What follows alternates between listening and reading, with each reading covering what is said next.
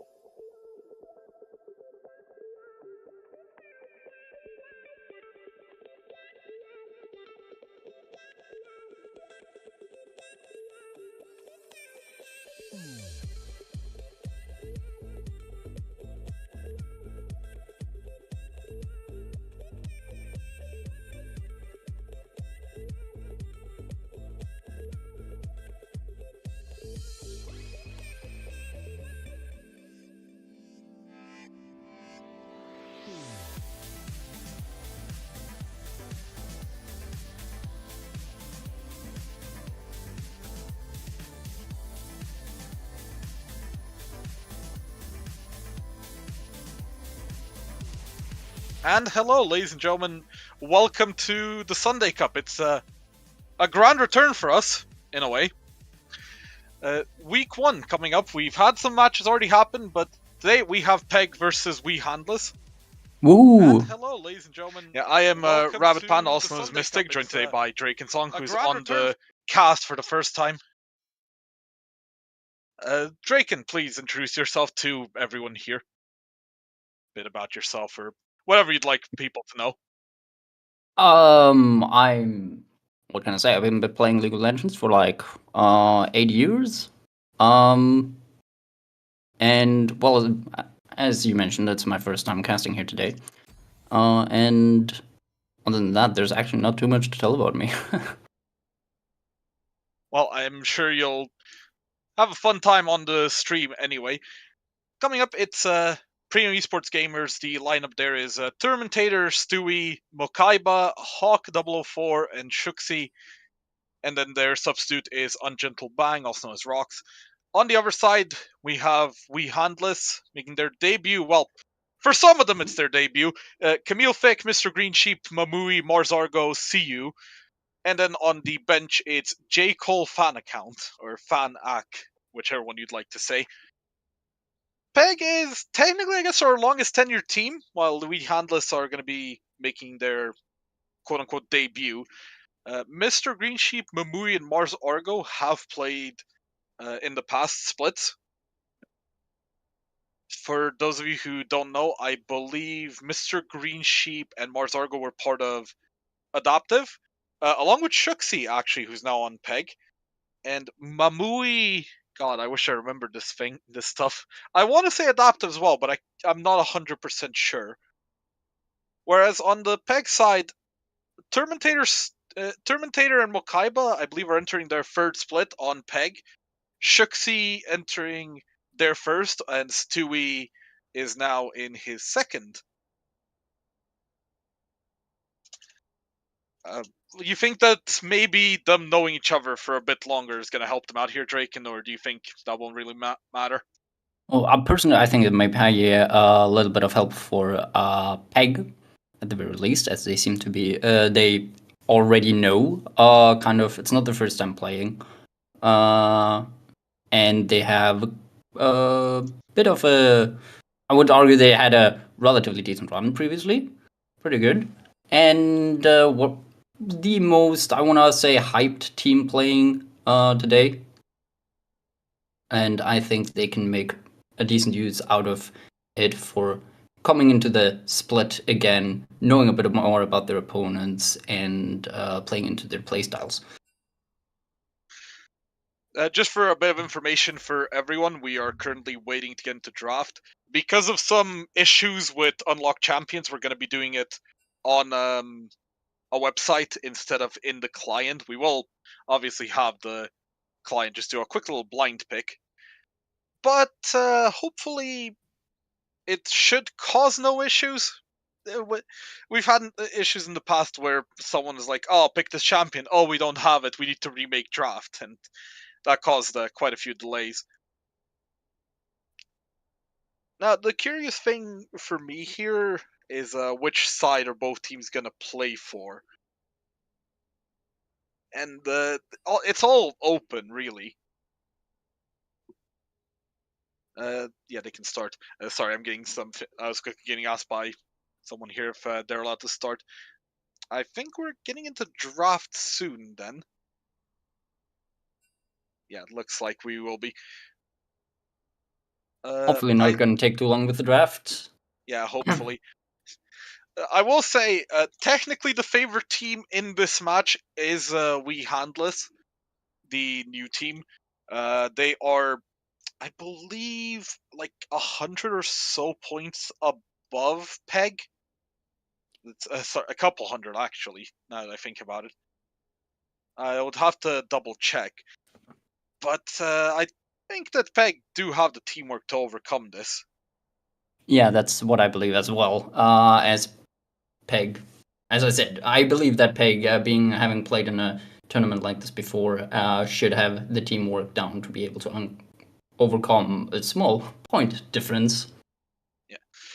On the other hand, We Handless do have Sorrow, who is, I can't remember if he was Master or Grandmaster, but he is their coach. Who's actually the one who assembled this team.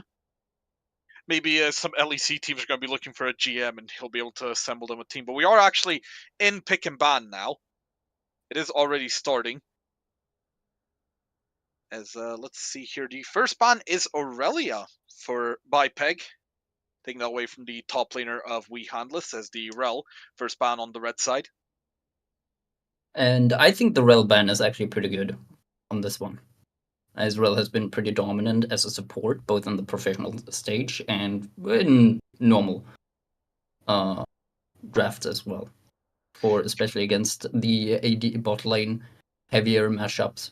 I believe she is technically still a flex pick as well, as she can go both jungle and support. Though I don't know how good her jungling still is right now. I think it's fallen off a bit.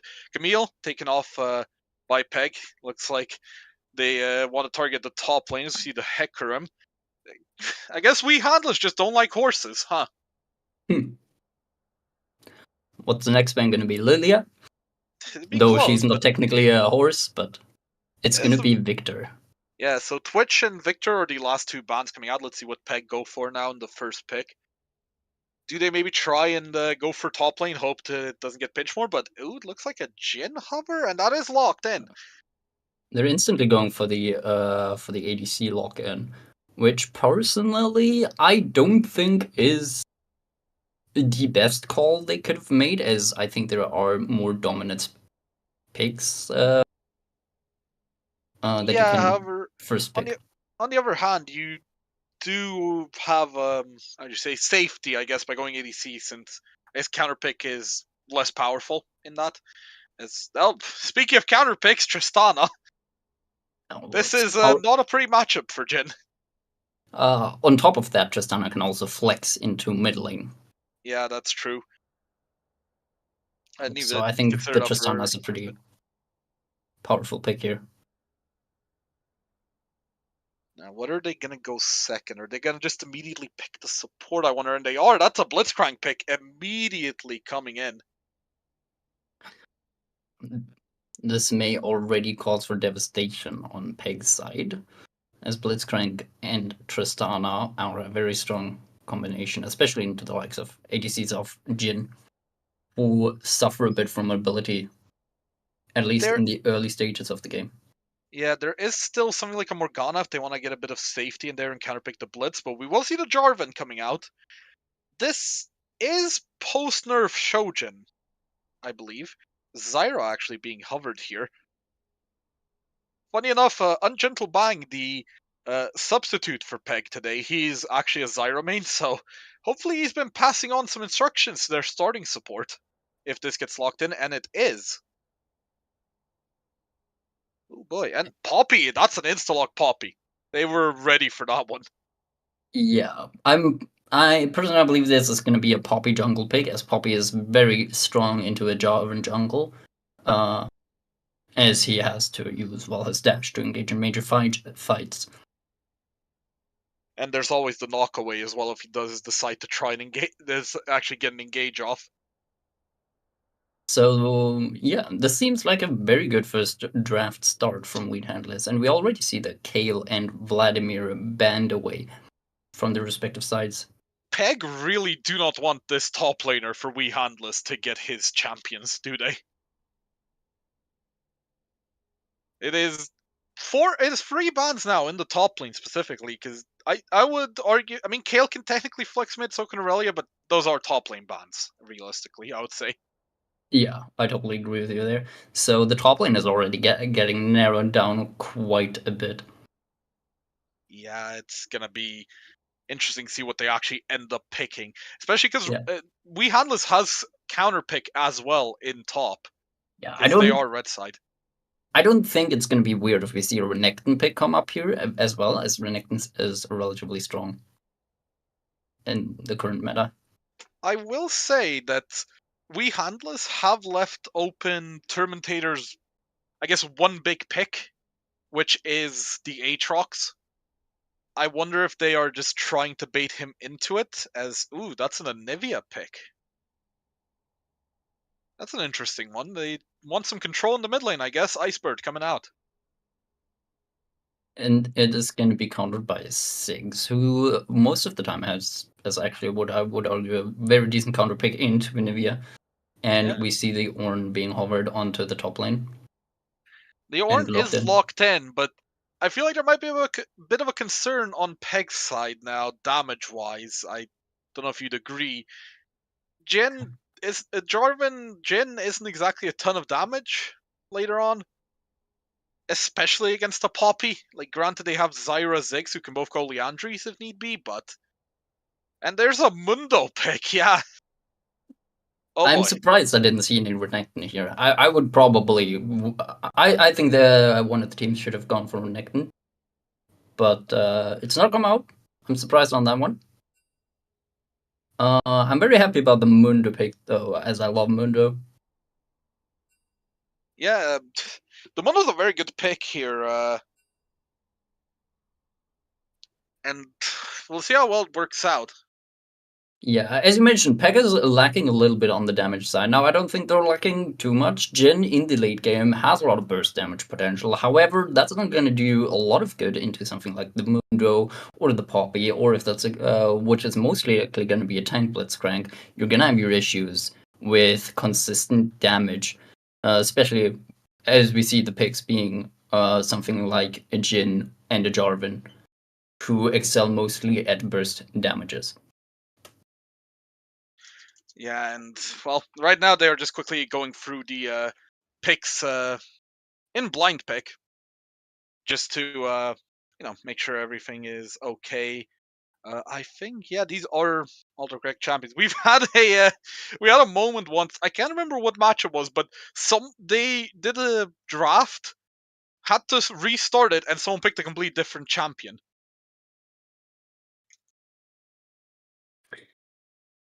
Though I believe the Zyra on Peg's side might be able, if they pull it off decently, Zyra might be able to make up for the lack of damage. Zyra has an incredible damage potential, but nothing near as much as the Anivia Tristana combination that Wheat Handlers has put out on the table here. Yeah, as now we do enter the fun 3-minute delay.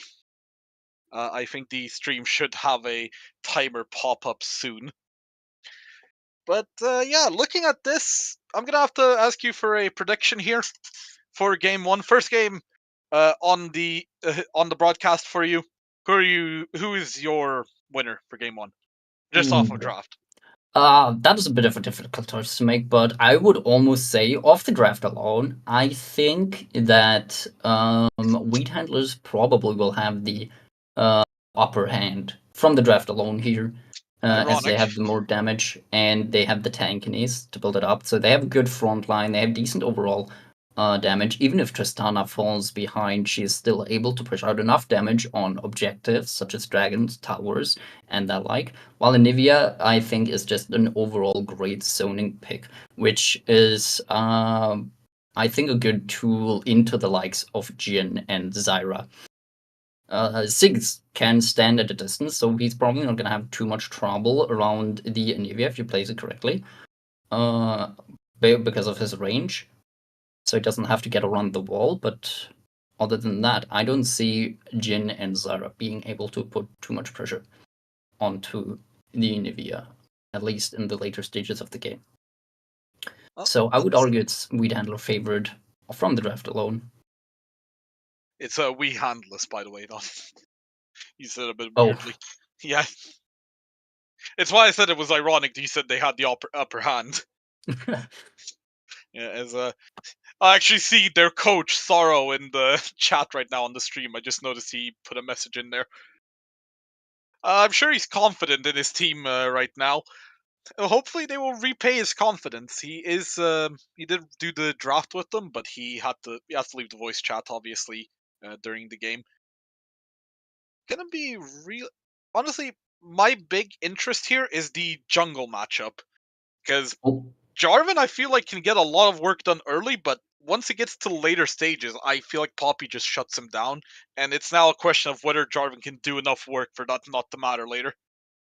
Oh yeah, definitely. I think it is very much a skill matchup based in the jungle.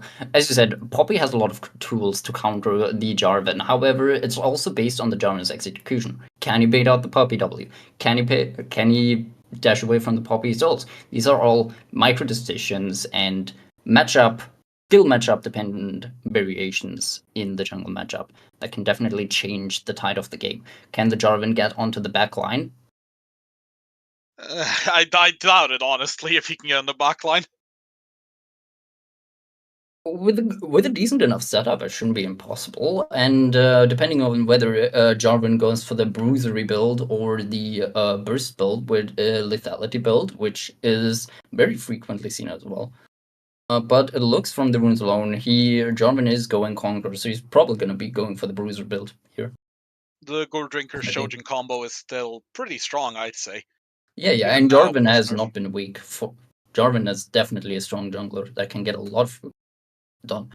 And if Yeah. Jarvan can pull this off in the early game, where he can get his teammates ahead, then I believe it is definitely a good enough jungle matchup where the team can accelerate off of Jarvan's plays. Yeah. And I would like to apologize for the outplayed pop up there. I don't think they can see it on the stream yet, because I don't think we are on the game yet, because we were on load screen at the time. We should be switching to the game soon, as soon as our lovely observer here sets everything up.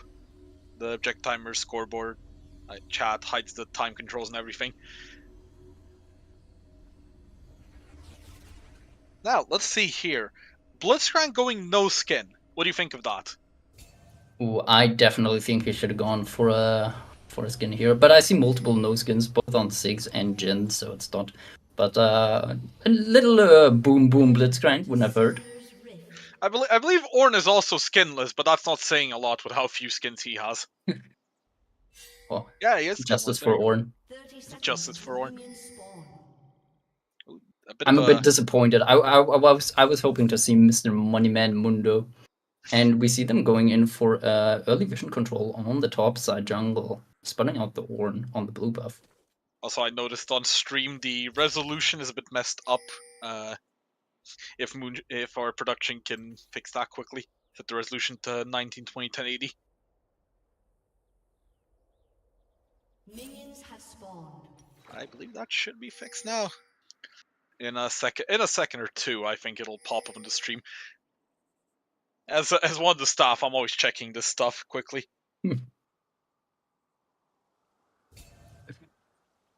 But yeah, nothing too crazy here to start. No invade, nothing. Jungler starting on opposite sides. Jarvan starting red buff is interesting because that would mean he's pathing towards top lane. Yeah, from top lane he could definitely go. Personally, I have to say I am in jungle main, and I generally start red buff as Jarvan because even in the early game he has a pretty speedy clear on the bot side. He doesn't need a lot of it. You can see that he already started his Raptors even before Poppy finished her red buff. So I think there's a little bit of extra time where he can adjust around the top lane, and the mid lane would come in handy. I wonder if he's gonna pay a quick visit to bot lane. No, it doesn't look like it as he starts moving towards top side again. Just gonna do his Raptors and move towards Wolves, presumably. See already a jump in from the Tristana. Hook misses though, so nothing happens off of that one. Say, get me an explosive lane down there. Well, it's probably like the only view of top lane we're gonna be getting for the next like 30 minutes. Because it's just gonna be these two tanks hitting each other. Ornn winning out on the trade pretty good. Yeah, actually. You're really getting a kill already. That's kind of dangerous. Excellent fourth shot there to get the minion. Now, Anivia warding the Raptors. She sees they're gone. I assume they'll be aware Jarvan is heading towards top side. Ooh. I have to say I absolutely love this Anivia, the ward on Raptors that Anivia put down. I think it is one of the best wards that you can place in the game because it'll spelled out a lot of pathing, and based on the time when she plays it, she may be even able to catch Jarvan again if he decides to path down through mid lane to the bot lane again. See, I thought top lane was just gonna be these two hitting each other, nothing happening, but the window's really low, so maybe they go for a dive there, while the Poppy's looking for something bot side. I don't think much will happen here, though. Yeah, I think the Zyra and Jhin know something is up.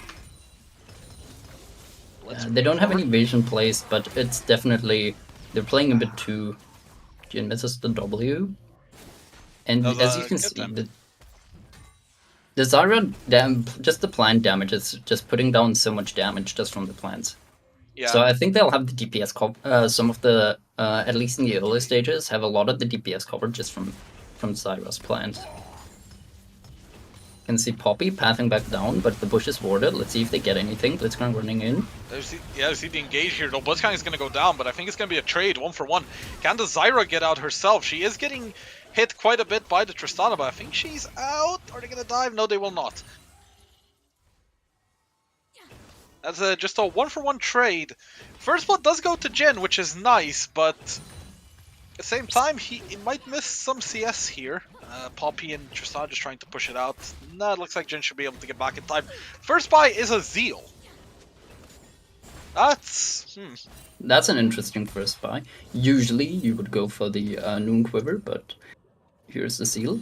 So I'm wondering if they're going to try to go for something like the...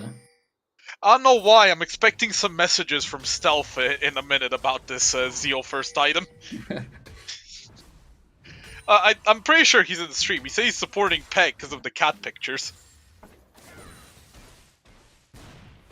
Okay, he said, Zeal Jhin, #believe. I told you I was gonna get a message about it. Yeah, it is a bit of an outbuy, but we'll see how it plays out. After all, Jhin wasn't back for the time, was back in time for the wave, and Blitzcrank is trying to pull the wave a bit. As Morpheus, I assume that's Morpheus, or I don't know how to pronounce that, points out no gold for Noon Quiver. So I guess he might have just not had the money to finish it, so he just went, I'll finish Zeal, I guess.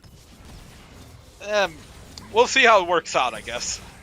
Yeah, pickaxe might could have been better, but that's a debate. I'm not an ADC, man. I have no idea. Yeah, we see Jarvan has already started up the dragon. Yeah, and from what we can tell, Peg have full priority mid and bot lane, so I guess this is just free, honestly. Yeah. Yeah, it comes back to what I said, that like Ziggs is not gonna have any issues dealing with the Anivia. So it just gives them a lot of free pressure on the mid lane for now. As Anivia is not able to deal with the Ziggs as efficiently. And here on the top lane. Oh, yeah, now we panned away from it. Ooh, nice W there from the Jhin. The Tristana's going in. Blitzcrank I don't think has a hook though, but can they kill anyway? Shuxi about to go down. Zyra's dead. Ziggs ult coming in. She has the reset, but they are still going. Flashes away actually. I think got a bit scared by the fourth shot there. Jhin, the hook misses. That was a nice play. Nice little insect from the Poppy. 2 kills there for the Tristana, and she is now 3-0. This is very scary in the bot lane. Tristana already has so much burst damage, which is definitely what Red Sun is going to want to play for, is with the both burst and consistent damage with the Tristana, which is going to help them so much, especially 3-0 this early. It's going to help them so much out on any of the objectives. And now they have so much kill pressure on the Jhin, who has a hard time getting away. Now he is flashless, and the Zyra, which are overall just generally a mobile bot lane duo. So now that Tristan has a Kraken Slayer completed, it's gonna be a lot of kill pressure from her. And Moby Boots Blitzcrank as well. He can get out on the map if he wants to and be very terrifying. Funny enough, looking at the Zyra items, this is actually something I can speak about because I'm a support and I actually know these things, unlike ADC. I think she's rushing Rylai's. Try and get a bit of control, I guess. But that will mean there's going to be a lot less damage from her. Yeah. We can also see that Jarvan clears just a lot faster than Poppy, as you can see that. Now they just finished their camps, but Poppy already finished her red buff. you see that Jonathan is already ahead a little bit in CS, even though Poppy got that 2 assist up. Ooh. I think the hook missed because we could have wait. But Tristana, though, feeling herself here. Oh, one more auto would have done it. Is she going to be able to get out? Yes, she will. Able to jump away. Ooh, that hurts. That hurts for Peg. Almost to get the shutdown on the Tristana. Funny enough, I would say it hurts for both teams. Tristana missing a kill by about 5 health, and then, of course, you know, no kill for Peg either, as we see the ults coming in here. Orange staying alive for a while. Here's his team to back him up. He's gonna survive. Poppy and Mundo both running at about 5 combined health. Are they gonna be able to get out? Nice Mundo cleaver there, slows down the Jarvan, but he still gets in. Ults in, kills the Mundo. Poppy stuns him up, does get the kill back. In the meantime, Ornn died to the Anivia, who roamed upwards. And that is a 2 for 2, I guess. Jungle and top lane die for both sides.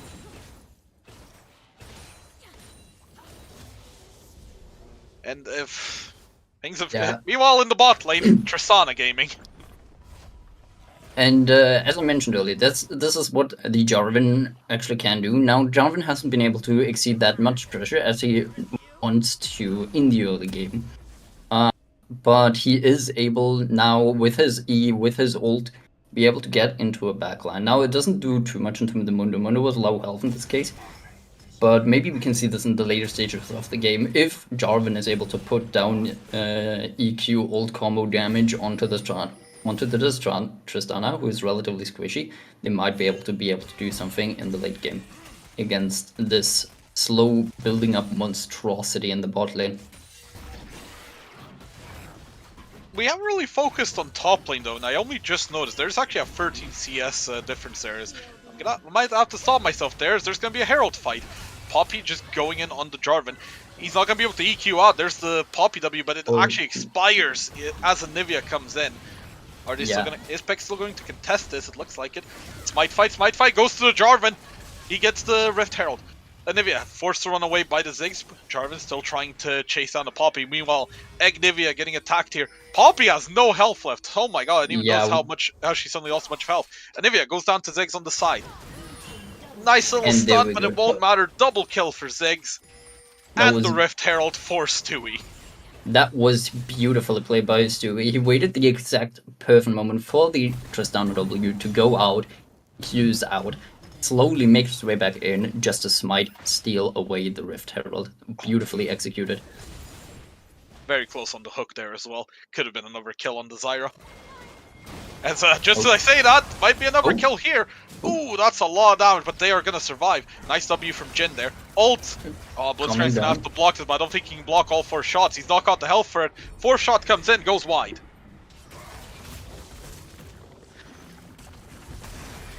And here we see more top lane shenanigans. Yeah, look, it's the 2 tanks hitting each other as mid tower goes down to Herald plus Ziggs gaming. Yeah, Ziggs being 3-0 into the Anivia is one of the really good things that Peg has going. They may have done... the Tristana is going to be scary in the later stages, but look at Ziggs' CS on top of the 3-0. Ziggs may be their saving grace here. Going to be a really strong mid laner to deal with. Yeah, it doesn't matter if the Tristana's fed if she gets blown up from 3 screens away by Ziggs. Exactly. As I'm saying that, Blitzcrank might get a kill here on the Jhin. I don't know how that happened. I assume Jhin was already low from earlier. See the Poppy and the Jarvan are here. Jarvan gets stunned up into the wall. Tristana just fighting here, gets caught. Is she going to be able to get out though? I think she ulted there. Yes, she did. Oh! Jarvan ult cancels the Poppy ult, so it doesn't actually knock him away. Blitzcrank, he didn't notice the Ziggs ult because he started recalling it. That's another kill for the Ziggs. 4-0 now. That's huge. Very well played from Peg here. Peg, that's going to be a second dragon as well for them. Yeah. Getting the... They'll be able to get 2 dragons this early in the game, which sets them quite close to the sell point already, which means they can even forfeit dragons in later games for better objectives. That will be a Mountain Soul, which I feel like this would help both teams a lot, but it's extra dangerous in my opinion for Wii handlers if they can start getting actual dragons. Yeah, I agree with that. As their lineup is generally a bit more tankier. Yeah. Imagine imagine if they get 4 Mountain Drakes in a row, and then you have to deal with a Mundo, and all you have is Jhin. It won't be pretty. Yeah, but for now it doesn't look like they're gonna get much. We'll see in 5 minutes when the next dragon spawns. What the teams are gonna be up to then. Yeah, we will see, and currently it's a pretty big gold lead, about 3k in the favor of Peg. A lot of that is from that mid tower, I would say, as let's try for a hook here. It actually hits on the Zyra. I'm surprised that connected. Not a lot of health left on the Zyra. It's gonna get a knock up on the Tristana. He's gonna jump away. 4th shot comes in, does actually kill her. Ziggs is down here as well. He teleported in. Blitzcrank buddy, I'm sorry to say this, but you are so dead. It's gonna take a few more extra seconds. There's the Q double kill for the Jhin. And that is big. That is so good for Peg. The teleport from the Ziggs was crucial, applying both the pressure onto the Tristana so she cannot run away into in the direction of the teleport. Was a good play from Ziggs here. Yeah, and I think the gold might be somewhat even in the bot lane if our observer can give us a look at that. I think it's X to do that. I'm not 100% sure. Yeah, it is. 600 gold lead for Tristana, which has cut down a lot, but that's a 3k gold lead on the Ziggs in mid lane. Yeah.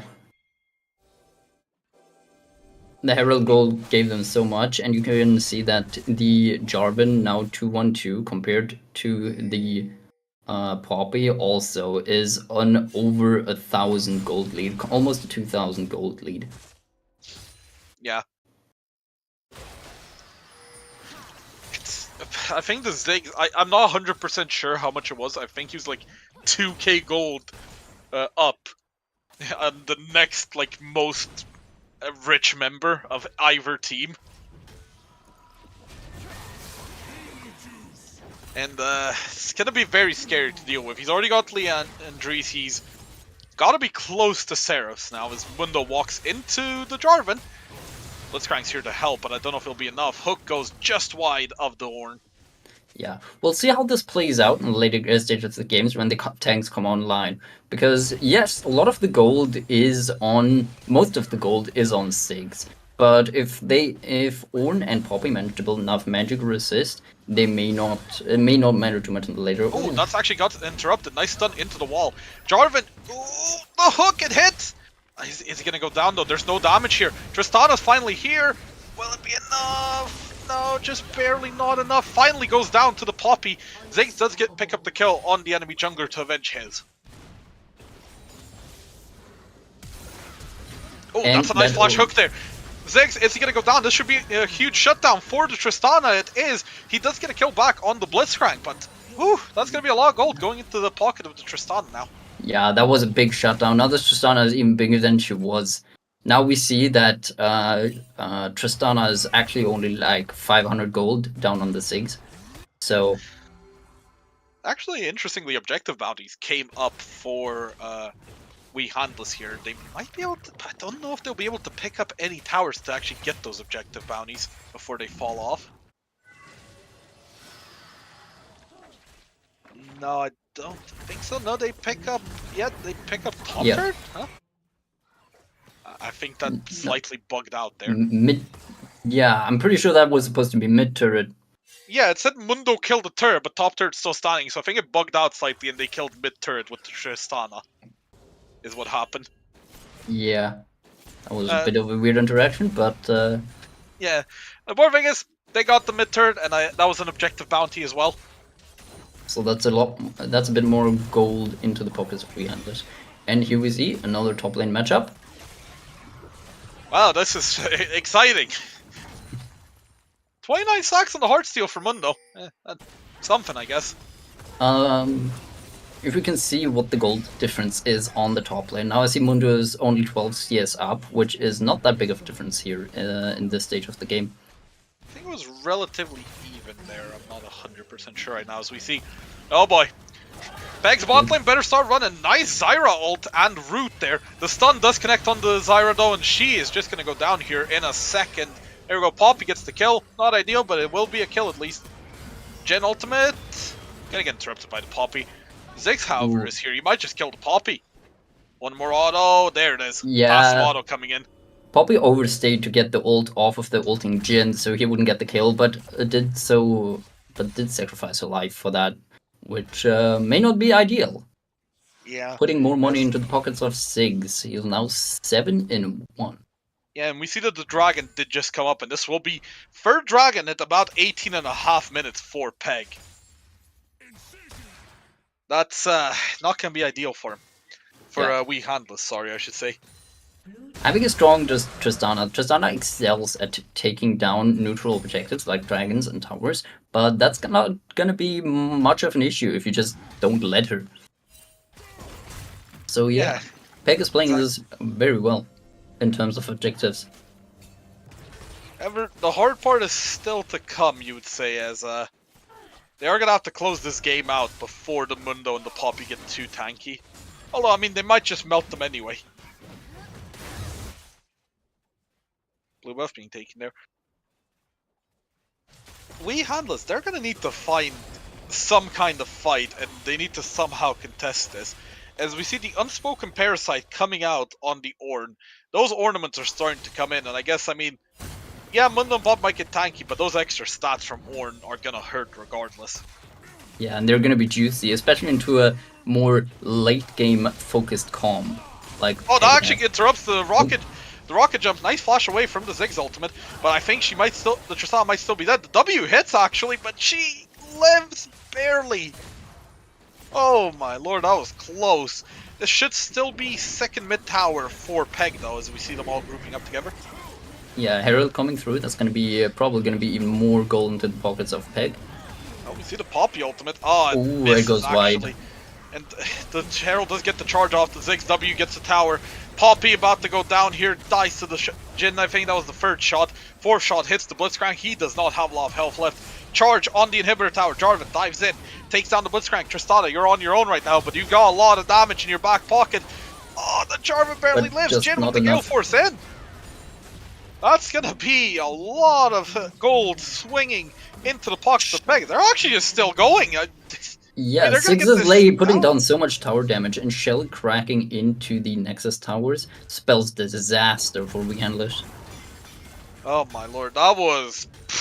That's what 3 towers and an inhibitor taken in about the space of 45 seconds, I think. And all of this is going on in the mid lane. Meanwhile, you see on the top lane, not even first towers are being taken. Top lane exists. Top lane is a lane. The gold lead is now at about 5k, which I think that's about a 3k swing before the Herald started charging. But oh man, it's not looking great for Wee Handless as we see the Blitzcrank found the Ornn. Hook does connect, but are they gonna have enough damage to kill him here? They're doing a decent amount. I just saw that's Neverfrost on the Blitzcrank here. Ornn doesn't have a lot of health left, but he does have backup is what he has. Blitzcrank forced to flash out. Poppy is able to stop the Jarvan dashing in, but it doesn't matter. Blitzcrank dies anyway. Mundo stuck here as well now. Fourth shot being loaded up. Hawk waiting for his artistic moment. Gets the kill. Beautiful. And at this point, Peg is just smacking them with their wallet, punishing plays with the teamwork that we were talking about earlier. You see them being a bit more, especially now in the stage of the game, being a bit more around the map. The map has opened up. You see them be around a lot proactive around the map, helping out their teammates, covering up for things like getting hooked by a Blitzcrank, and still getting out on top here. And Herald is going to be going down for... Baron, actually. We're past Herald. Baron. Yeah. 22 minutes in, Baron picked up by Peg, and they are in complete control of this match. Almost an 8k gold lead, almost 10k, I was going to say, but oh my lord. Wee Handless are going to need some time, but I don't think they'll be afforded it. Oh. Yeah. And such is the issue. No. Almost stepped in there. And such is the issue when you draft a comp with as much, I want to say, tanks, Poppy. You have the Poppy, you have the Mundo, and against my knowledge, this is in fact an Everfrost Blitzcrank, not a tank Blitzcrank. So they even take away a bit more, take away less from the tankiness. But Blitzcrank doesn't, as in this position does not have the damage to make up for the AP choice that he has gone for. Sure, Yeah, the I feel- Everfrost helps out with the CC, but to which extent does it even matter at this point? At least I got an objective bounty in top lane, but honestly, it feels like when you're this behind, the Everfrost Blitzcrank just doesn't really exist with the Ornn ultimate coming across. A lot of damage happening on the Mundo, but yeah, Mundo. he's just gonna leave. Mundo fighting Mundo in the goes Baron where he off lane. pleases, and right now he pleases to leave.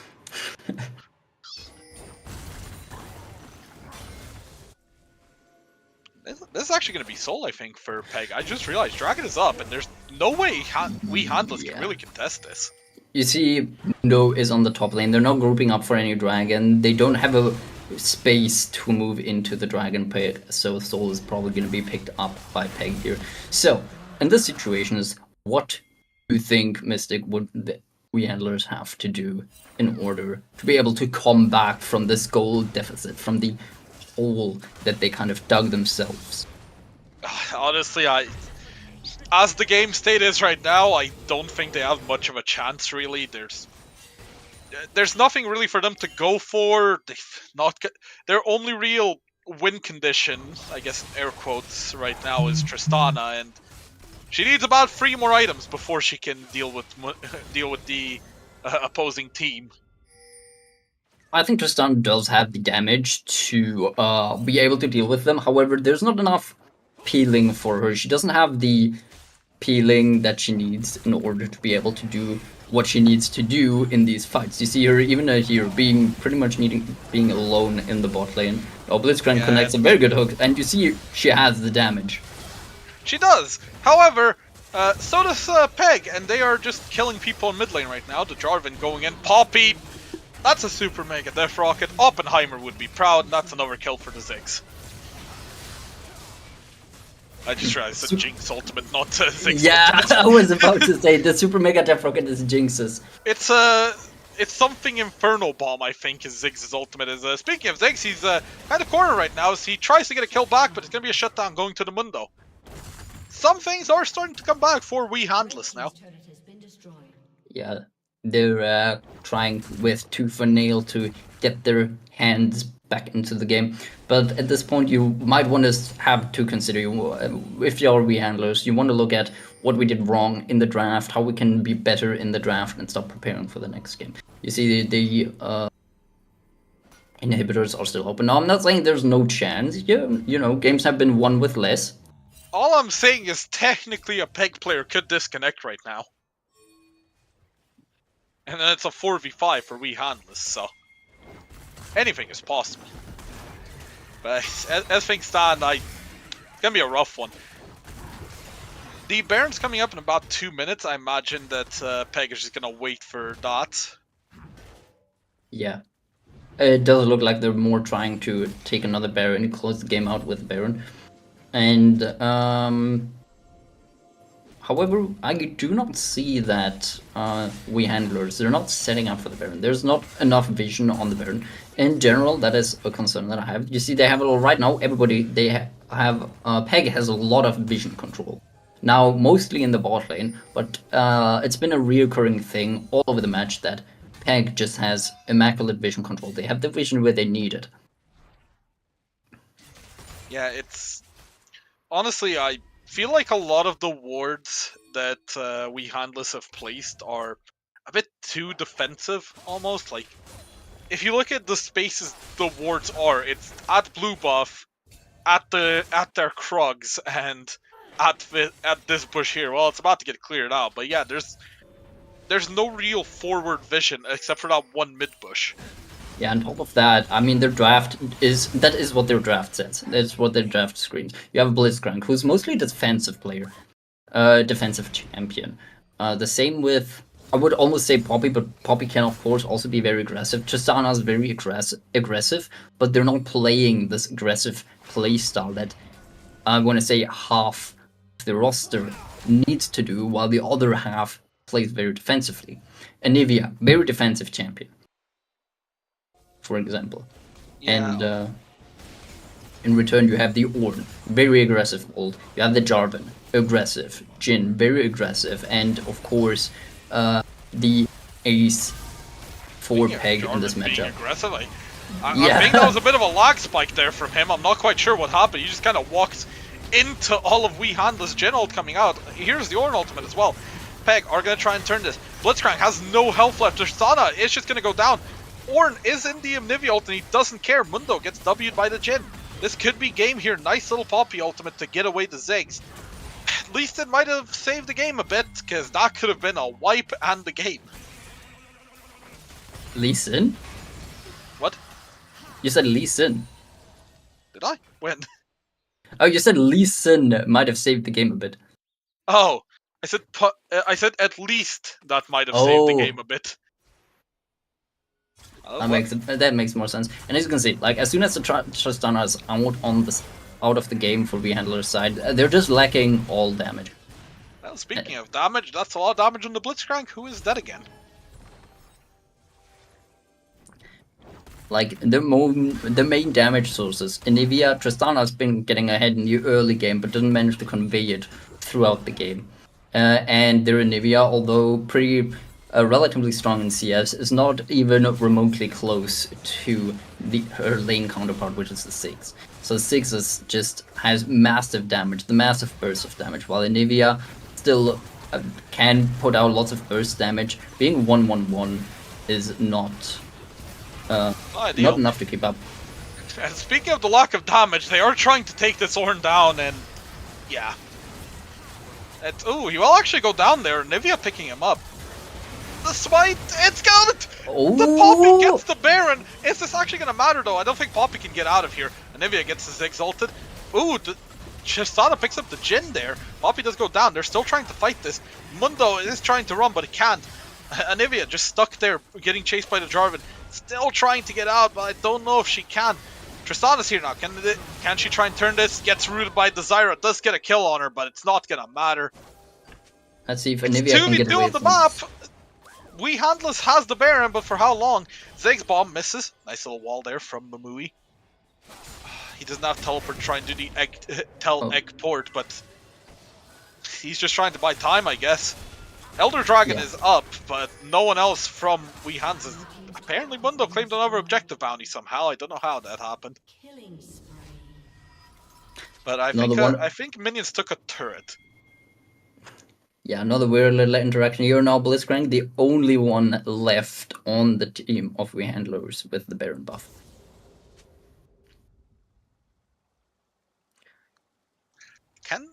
Can they even actually stop this Elder? I'm trying to think. Because right now, Poppy is here. Yeah, you can see from... Yeah, she's at blue buff. She's just taken it. She's trying to take the Gromp quickly before the Elder fight. Yeah, which and Anivia is down for 18 seconds and doesn't have TP, so that's about 50 seconds till she's there, I guess.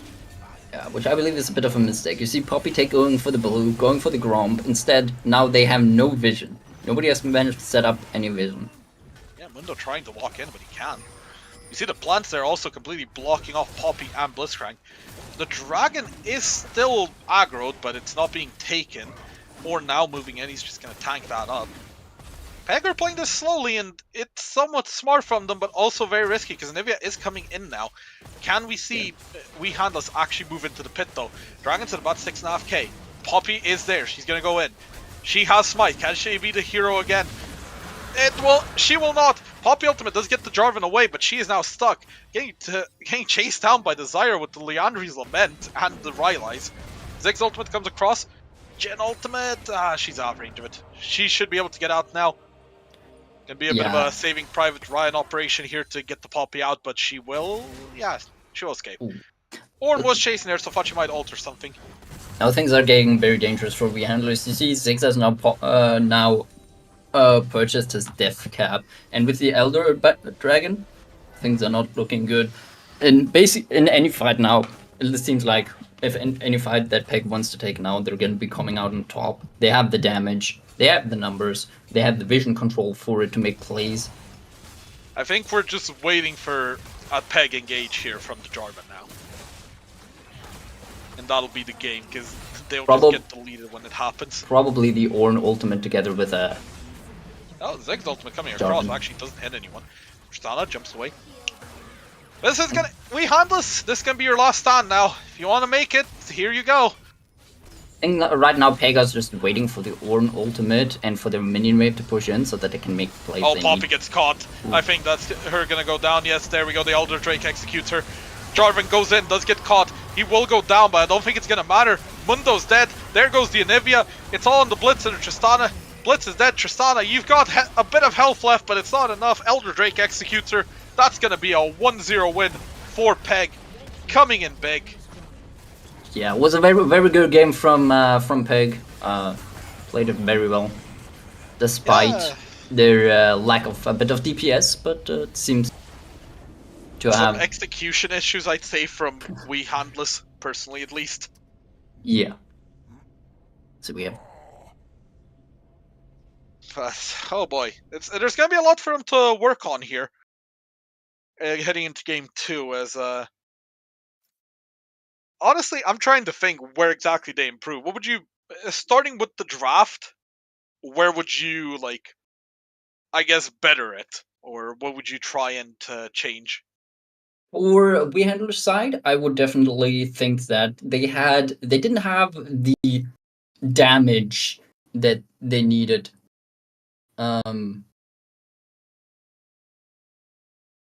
To make the plays that you know. Tristana got a few kills in the early game, but she didn't manage to push it. She didn't manage to do anything with the early kills that she managed to accumulate, and they were a bit too slow to pull the trigger. They played it a bit too safe in the early game when Tristana was at her strongest. And so in general, I think that handlers they had too many non-damage scissors. Sure, they had quite a bit of tanks and technically ways to lift up picks like the Tristana, where they can make plays to go in, but it doesn't matter when you don't commit to them or do them. You see Tristana spend most of her time in the bot lane, no roams, and try to get additional plates, and even when Peg's bot lane died, they just did a quick push in and tried to play it safe. They played it too much on the safer side, in my opinion. Yeah, as we're gonna take a break for a few minutes, I think. Well, 2 or 3, and we'll be back soon after an exciting game 1 win from Peg. Yeah. So handlers should be looking to what they take out of the game.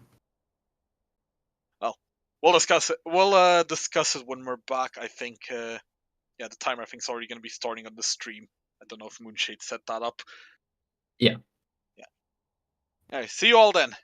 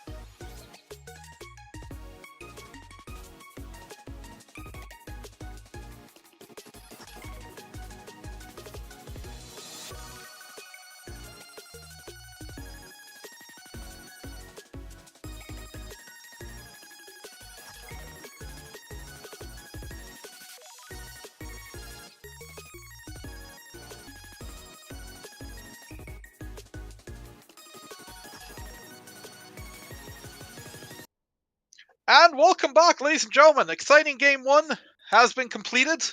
Now we need to get the exciting Game 2 out of the way as well. Once again, I'm Rabbit Panda, joined today by Drakensong. Draken, Yo. thoughts on the first match, overall?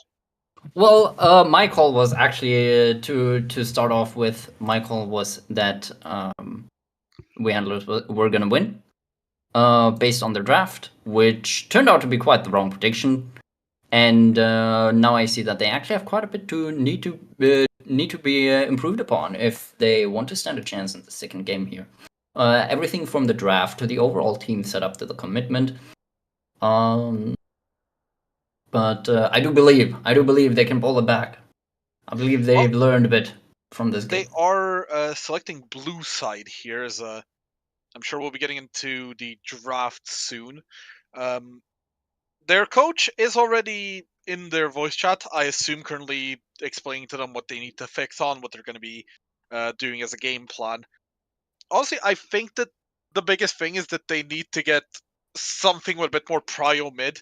The Anivia didn't do badly game 1, in my opinion, but oh boy, was she kind of invisible at times. Yeah.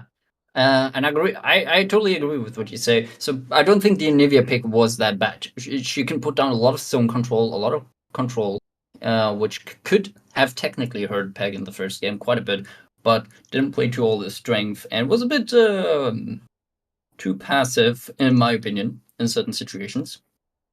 And as you mentioned, most of the time you didn't notice Anivia too much in both the team fights and general laning phase. Yeah, and honestly, I would say it was a bit of an upset to see Peg win so dramatically, just based off the players and the ranks. So, what would you, in the draft, who would you focus on shutting down from Peg? Would you just focus the Ziggs in the mid, or would you try and focus on someone else? What do you think? Ooh, I don't think if they can ban away the SIGs, maybe leave it open to some other things. Now SIGs technically is shouldn't been an issue to play into if they would let them pick and counter pick it properly. So I just think that Anivia was not the greatest pick into the SIGs, and I've already mentioned this in the draft during the draft phase that SIGs just doesn't have a problem into Anivia. I believe the Ziggs was picked into Anivia, wasn't it? Or am I misremembering? Yeah, I believe so too. SIGs was picked into Anivia, and so I think that was simply a mistake from.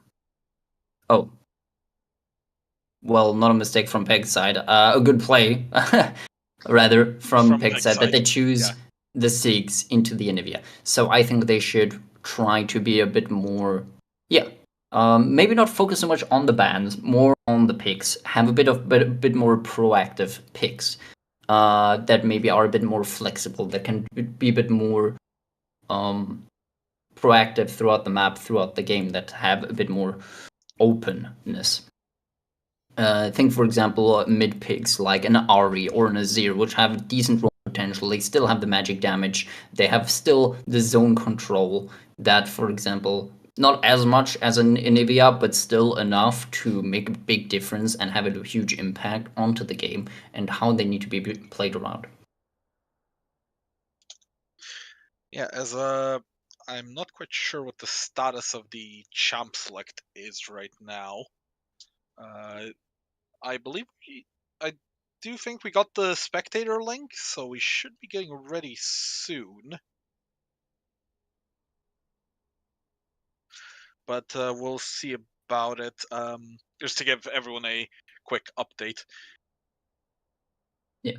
In the meantime, Mystic, what do you believe is would be the right play for Pig? How do you think Pig should do into the draft? What do you think? Now they did win the first game, but what do you think they need to do in order to keep up their momentum, to keep that push going and strive for the win here? So here's the thing.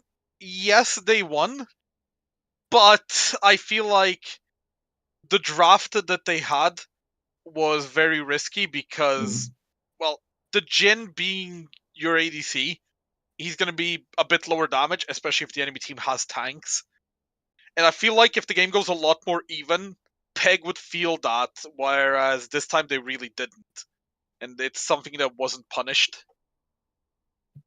So I would say that that's what Peg needs to look at. Yeah. And I totally agree with that. Peg should need to be a bit more on that to have a bit less punishing drafts.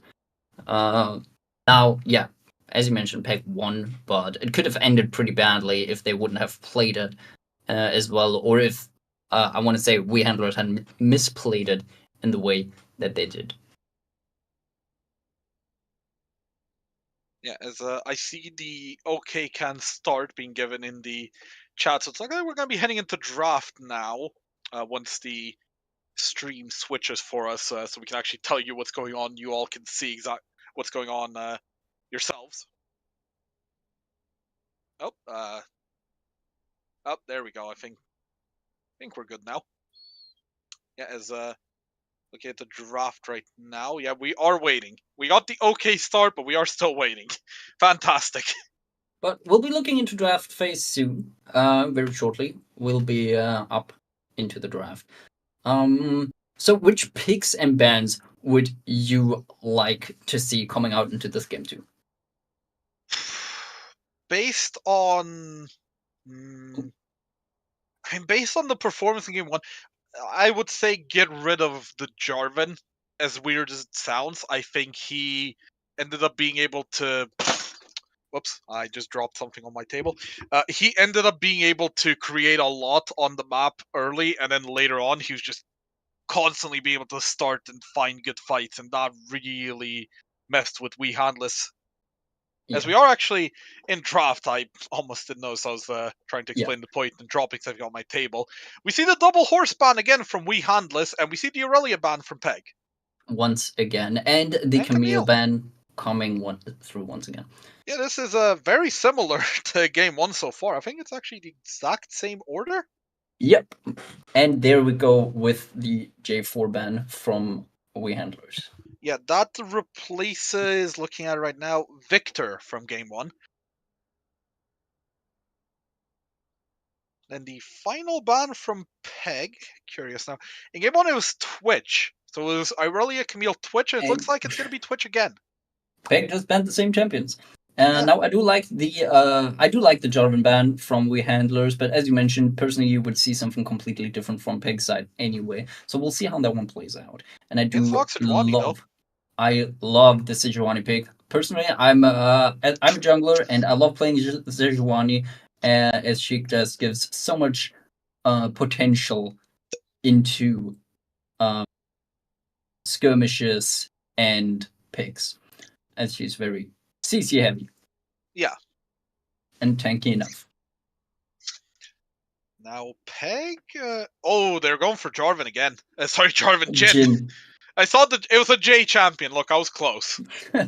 And we see from Peg the Jhin Zyra coming through once again. Let's see how We Handlers will handle it this time again.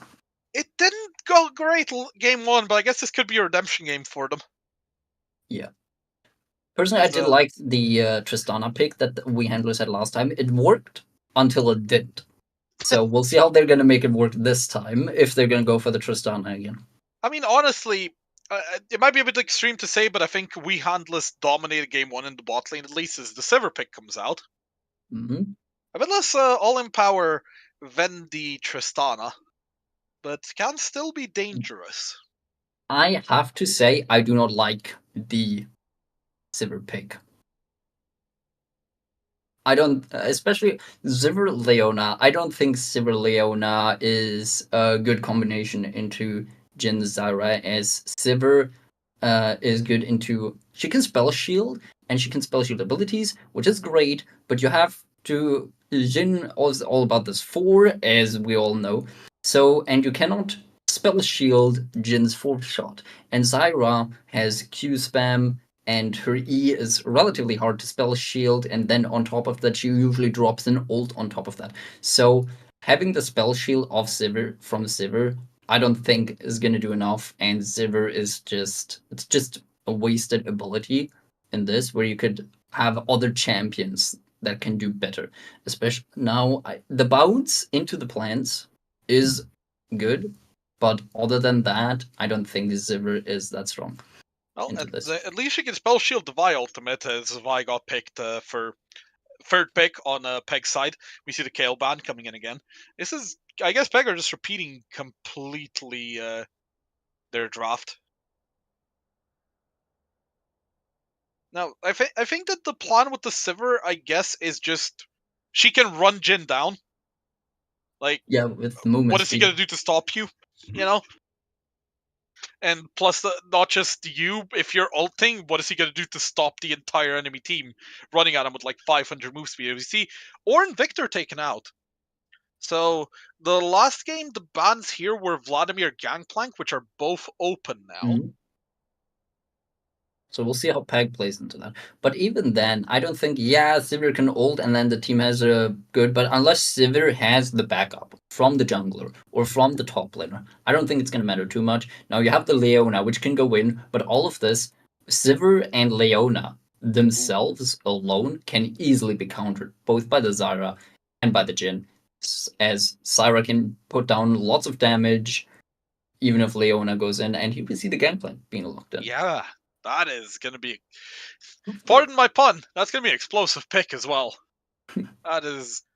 Oh boy, if we can see some barrels land on people later, that's going to be a lot of damage. If we see Syndra coming out for Wee Handless, looks like they want a bit more prio in the mid lane. Syndra also scales quite nicely now with the, I guess, rework gameplay update, whatever you'd like to call it. Yeah, She's gonna kill minion someone when they get under a certain amount of health. That's the important thing. Yeah, which I think is a good choice. And we have the Oh! Fiora.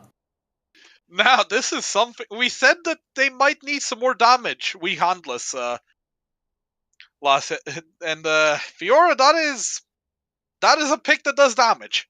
Usually you want her into tanks, but I guess Gangplank works as well. Mhm. Now Fiora has the Fiora should be pretty decent that she can just keep spamming with her Q, and it'll also apply onto the barrels, which is what she needs. And that's a Mordekaiser.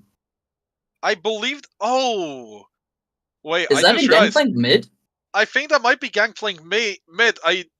Moonshade, maybe you can help me out. But wasn't Mokaiba used to be a huge Gangplank mid player?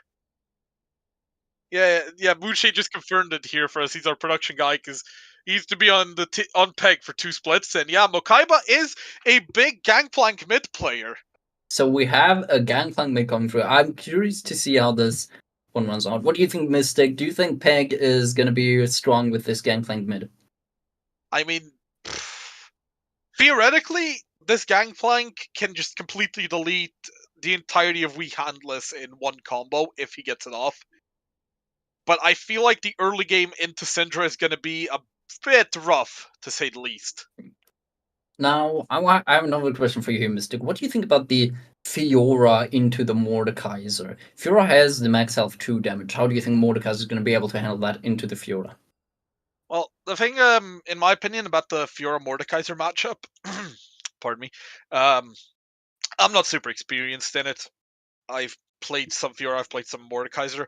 I feel like Mordekaiser can win out early, and especially with his ultimate. But as the game goes later and later, I feel like Fiora just becomes too much of a problem in the side lane for him. However, at the same time, last game I also thought, hey, Mundo's going to be annoying to deal with for Ornn, and it ended up being really the opposite. Yeah. On top of that, as I mentioned with the Sejuani pick that I really like myself, now we have Sejuani jungle going into with the Fiora, which is melee, and you have the Leona on the bot side, which is another melee. Being able to proc these Sejuani passives really fast in quick successions. Both Fiora and Leona have the auto attack resets. They can just proc the Sejuani passive like that. Does Fiora Q proc it, actually? I'm not sure about this interaction. Fiora Q procs it.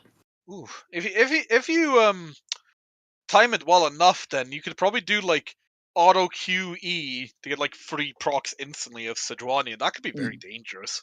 Exactly, yeah. So that is very strong, I would argue. So I think with the Sejuani into this draft, I think we handlers have a pretty good setup here. Now, as you said, one of the big fears that they might have is the Gangplank, and the Vi ultimate is not to be underestimated, as the Vi can get onto this Syndra.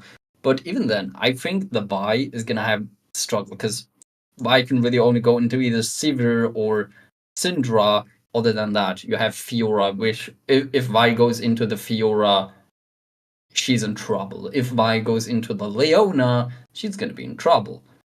And the same with the Sejuani, as they all have good anti-Vi abilities, to say it like that. Where Sejuani can instantly follow up with a stun, Leona can instantly follow up with a stun, and Fiora, well, also instantly can follow up with a W stun. Also, just just a quick little update. We are now in the spectator late timer. Just so everyone knows, people have picked their champions. We're just waiting on that. Also, I have to shout out Lipsy in the chat. He sees Peg 1-0 up and immediately says Moonshade was the problem. So I feel like Moonshade's about to have words with him after this match. But back onto the focus. While we wait here, a few results from this week's matches. 3 of them have been played already. The first match that actually took place. Let me double check this so I get this right, because I've said many things that end up being very wrong. Yeah, the first match was Lost in the Rift facing the other triple split team, I guess you could call them, placeholder. They've been here with us since the start.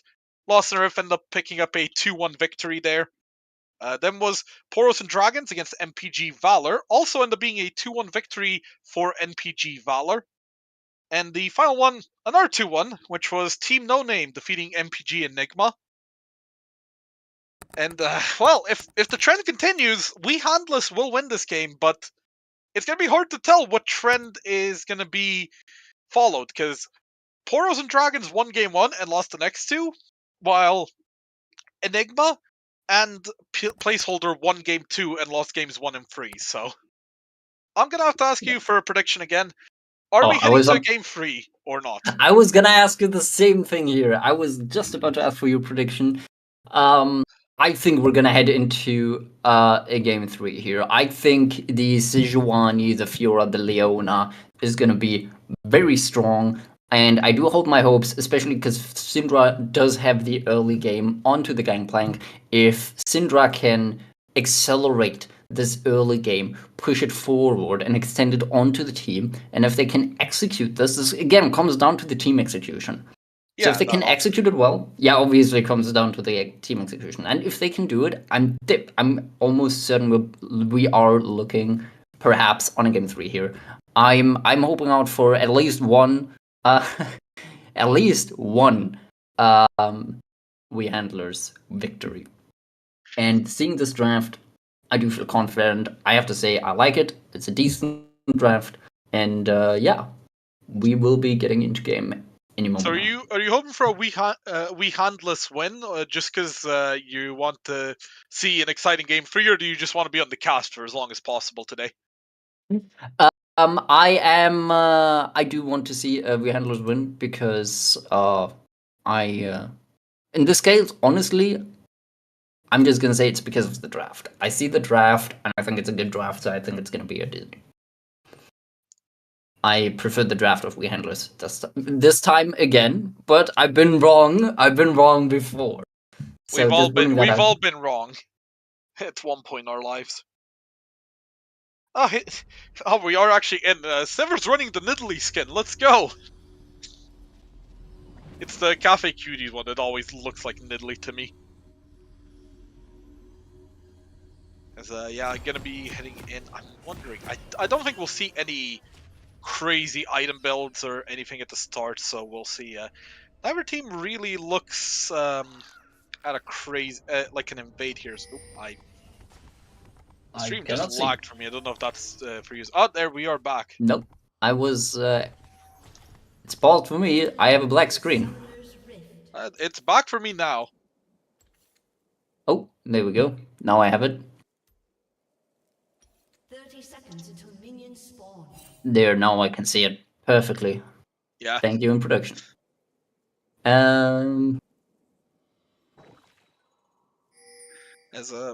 Let's see here. What have we got? Nothing really crazy at the start here. Yeah. we can see they have already dropped the blue ward onto the red side's red buff, and but other than that, no crazy plays other than trying to gain some vision. As we actually, I just got a message. We might be getting the We Handless coach Sorrow in here for a quick question or two before things start getting intense. As there he is. Hello, Sorrow. Yo. Welcome to the stream. The coach of We Handless here. Thoughts on And the a game caster, one? and a caster now as well, actually. I've been promoted.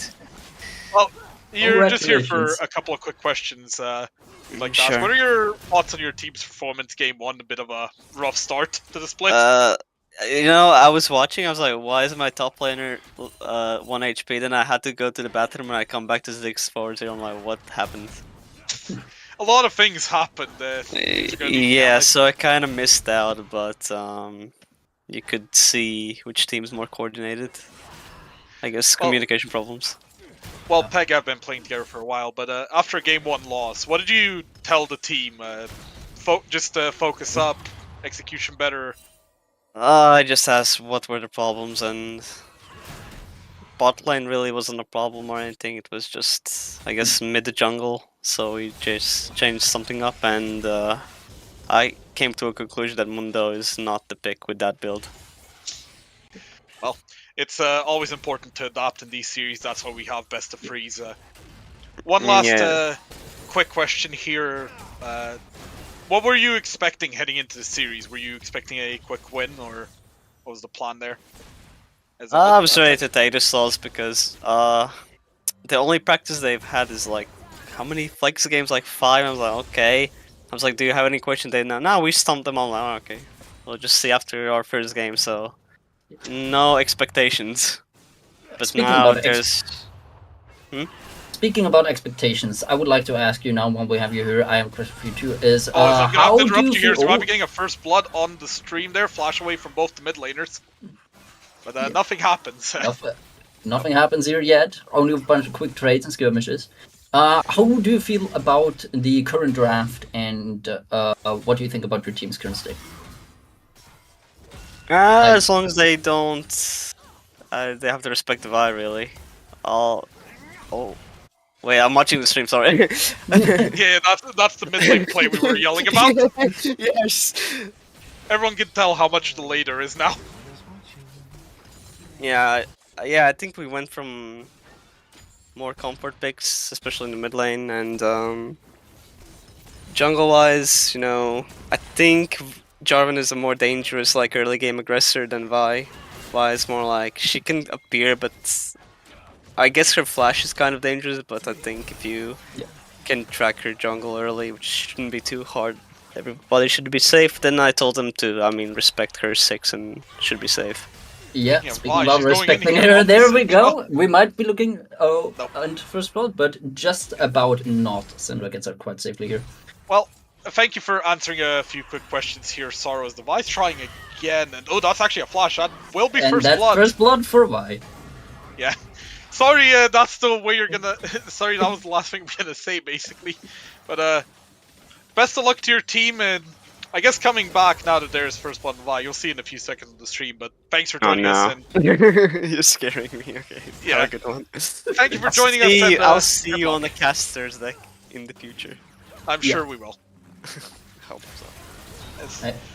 As Sorrow leaves, we see an engage here in the bot lane. Jhin doesn't have a lot of health left. We see the chase coming in. The W hits. Nice stun by Leona. Flash in. One more auto is going to take him down. In comes the Vi, though. Is she going to go for this? Zyra doesn't have a lot of health left. Leona's just going for the finishing blow here. And About 5 doesn't health quite get left it on her. off. Leona's trying to retreat, but can she get out? Vi still going to be punching hard. Nice little stun there. Ooh, the Sejuani's here now. The other jungler has come to avenge his lane. And the Does Sejuani stops the jump. One more auto. It's going to go to the Sejuani. Sadly, Sivir can't pick it up. Does get the assist, but once again, the bot lane for We Handless coming in big. Yeah, I was about to say, it's exactly what it is how I would expect it. You see, as soon as the Sejuani comes in, you get almost instantly with the Leona, you get almost instantly the passive procs off, and that was an amazing Q engage from the Sejuani, stopping the Vi's charge. Just excellently performed here. And I've also seen that quite a lot on the mid lane here. We see that there's been quite a lot of trades back and forth. And you see the Syndra. So first the Syndra's up on health and keeps chunking out. And then once the Gangplank starts throwing out Qs left and right, you see that the Syndra is dropping. So it's quite a Q matchup. Yeah, I swear we've seen both of them dropped about 5 health. Leona's top lane! Here Why? goes Leona. Who knows at this point? But she is here. Gonna be a nice kill here on Oh. the Mordekaiser. Should be coming in. Yeah. There we go. Finally. And that Goes is down after a while. that is exactly what I was hoping for. What I wanted to see in this game is a bit more roams, more activeness. You see the aggressiveness from the Leona. Now they're gonna from the looks of it, they're gonna sacrifice Dragon for it. But the kill in the top lane, the additional plates that and gold you can pour into the Fiora might well be worth it. Yeah, a nice little Captain Jack there by the Gangplank with his oranges on the Sejuani stun. Once again though, pick up the first dragon. We saw this happen last game where first 2 dragons were kind of given away for free, as that's like Gangplank ult bot. I think he thought they were trying to all in, but bit of miscommunication there from the team. Yeah, I think this was supposed to be the Gangplank ult into a Jin W, and the Jin W missing. And that was the end of that play. Yeah, it sure happened. You will learn what beauty truly is. Again? Things have slowed down a little bit now. We see about a 600-700 gold lead for You see the We Handless early game. Yeah, we see Handler's bot lane is playing this very well. Now, I did mention that Sivir herself is actually not that strong into Jhin. I played that matchup myself. Sivir falls quite short, mostly because Jin's 4-shot and just how auto-attack based Jhin is. Jhin doesn't need abilities, unlike other ADCs, to have a lot of kill pressure. A lot of it can be done with auto-attacks, and that is the thing that Sivir cannot spell shield. Of course, Jin's abilities do help, but... I rate that we do see the Jhin once again going for the Zeal though, and we talked about that possibly Yeah. being an issue in last game, and we'll see if it's an issue again this game. Hopefully they'll have enough damage. On the rest of the map, it looks like Divine Sunderer for the Vi, Trinity Force for Gangplank, I think that is. Yeah. And we see already we have the Noon Quiver and the Recurve Bow on the Sivir. So as for now, with the Recurve Bow, even if it comes to an auto attack fight, I think that Sivir can make it quite decently into the Jhin. So I don't think they're gonna have any issues for now, as long as they don't get over aggressive or too greedy and get ganked from the Vi. However, now Vi is topside, so there's a hero play there. Can we get to see it? That's not looking great for the Sejuani, but I think she should get out. She should get will. out here, and we see now Camille Thick is coming up. Here comes Yeah. the Fiora. However, there's a lot of backup coming for the Mordekaiser. I don't think she wants to take this fight. A lot of backup for both sides. We see Sejuani coming back, spotted out the Vi with a control ward. And that is just how important vision is. If that control ward wasn't there, Sejuani would have gone for the blue buff and just died to the Vi. Yeah. As speaking of fights, bot lane here, this one ain't got nothing to do with vision, it's just an all-in. Leona even flashing forward.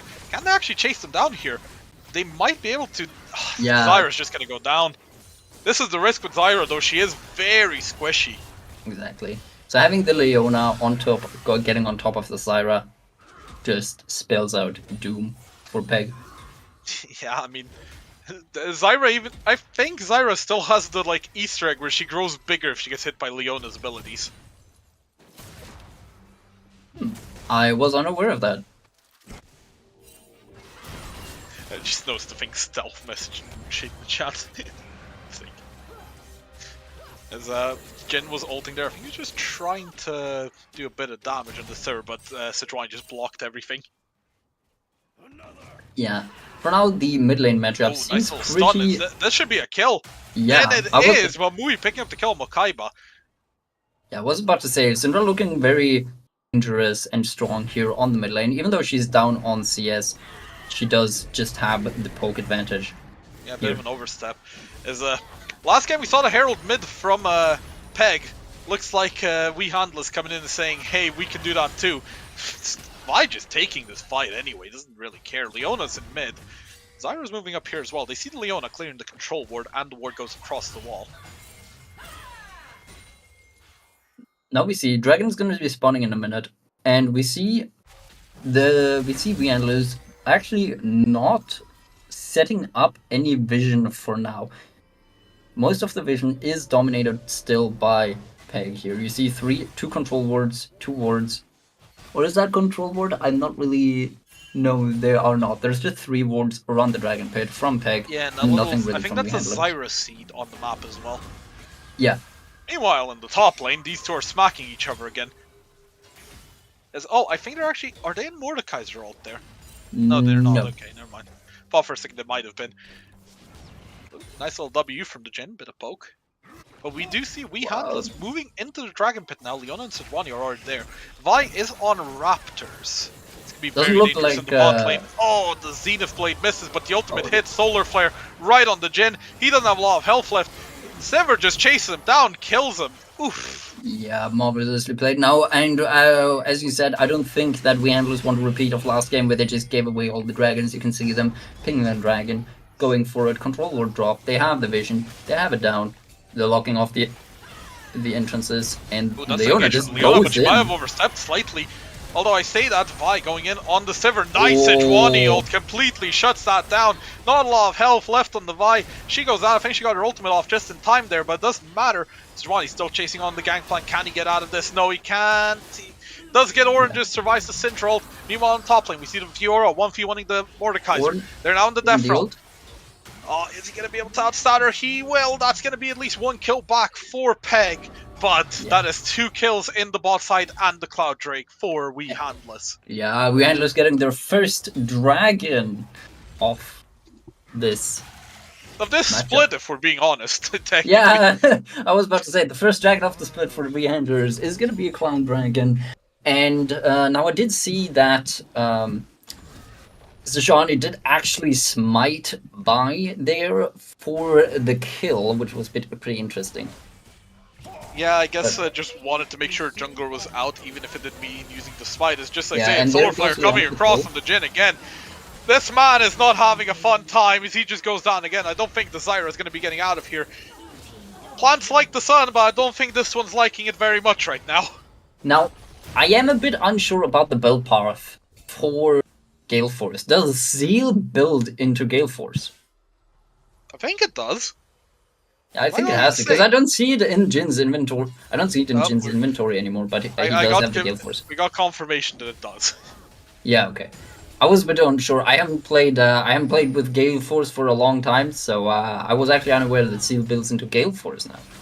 Though I do think I remembered something like that on the patch notes.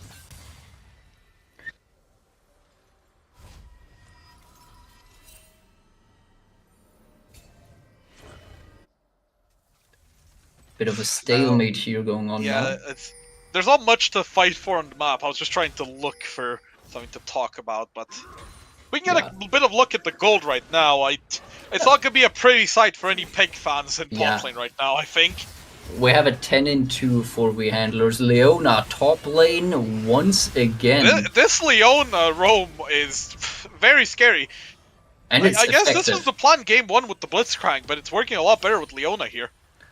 Yeah, I think the Leona pick is really paying off here. Oh no, Gangplank. Is he gonna be able to get out? the Flash from the flash? Sejuani. They're committing for this. Oh no. I would That say is something one here, but I dead don't think he's pirate. getting out of here. Syndra comes across. He's still alive. It's gonna go to the Sejuani, who is now 4-0. You Yeah, see the this pirate Fiora is going doing- in. They found the Vi. Does Q out. I think got hit by the E from And here Leona. comes Sejuani. There comes the Sejuani ult and the Solar Flare. Fiora picks up the kill. Things are starting to spiral out of control a bit here. Yeah, for 12-2. That is one hell of a early game lead. Now we do see that We Handlers are only, even though they have so much of a kill lead, they are actually only 3k gold up here. They are suffering quite a bit in the CS department, but the kills do close it out. So we'll see how that translates into the later stages of the game. And so we see Now Jin Zimmerald might coming be in across, trouble and that's here. just Jin getting run down. He does Gale Force, but it doesn't matter. Zenith Blade hit. Leona does actually pick up that kill. Teleport coming in from the Mordekaiser, but Sivir just sprints out about a million move speed because of her ultimate. And Fiora's going to be alone on the tower, and that's not something you want to see Fiora being if she's not on your team. That is going to be one gone tower. And luckily, it seems that Gangplank took off his eye patch as he's now roaming top lane, as you can see it. Yeah, it seems like it. Hopefully you should be able to pick up some gold here. Just find the Fiora a bit before both of them just kind of walk away. Now as we see the Sejuani coming in, they'll flash away and ult down from the Gangplank. He's going to be able to get out at least. Fiora did drop her ultimate as well. There's about a minute left on Dragon's Spawn. We see the Leona once again catching the Zyra, who does just go down. Vi picks up the Sivir. Can they also pick up the Leona? She is running, but I don't know she'll be able to get out. Vi ultimate coming across. She's about out third health now. Vi Q hits again. There's not a lot of health left. Jin W stops her from running to tower. She is going to go down eventually. After took a lot of effort, but she does die. We see here Herald popped on the top lane. They also picked up the first tower there. And Syndra putting a lot of damage onto the mid lane tower here. Always do you see that the first tower, even though they did lose out a bit on the kills, giving away 2 kills was not the optimal play, and especially giving away shutdown here from the Sivir to the Vi. Maybe detrimental here, but at least you see the overall gold is slowly closing in. Now we're looking at an almost exact 3,000 gold lead here. Yeah. However, the ADC gold difference is just, I think, way too immense right now. As, speaking of ADCs, we see that Jin might be getting caught here again. So, that's a Sivir ult, that's a Sejuani ult. Sejuani ult actually misses, but I don't even think it's going to matter. Gale Force away, and he is actually going to be able to get out at least. Keeps his life, but I don't know if Peg are going to be able to contest this.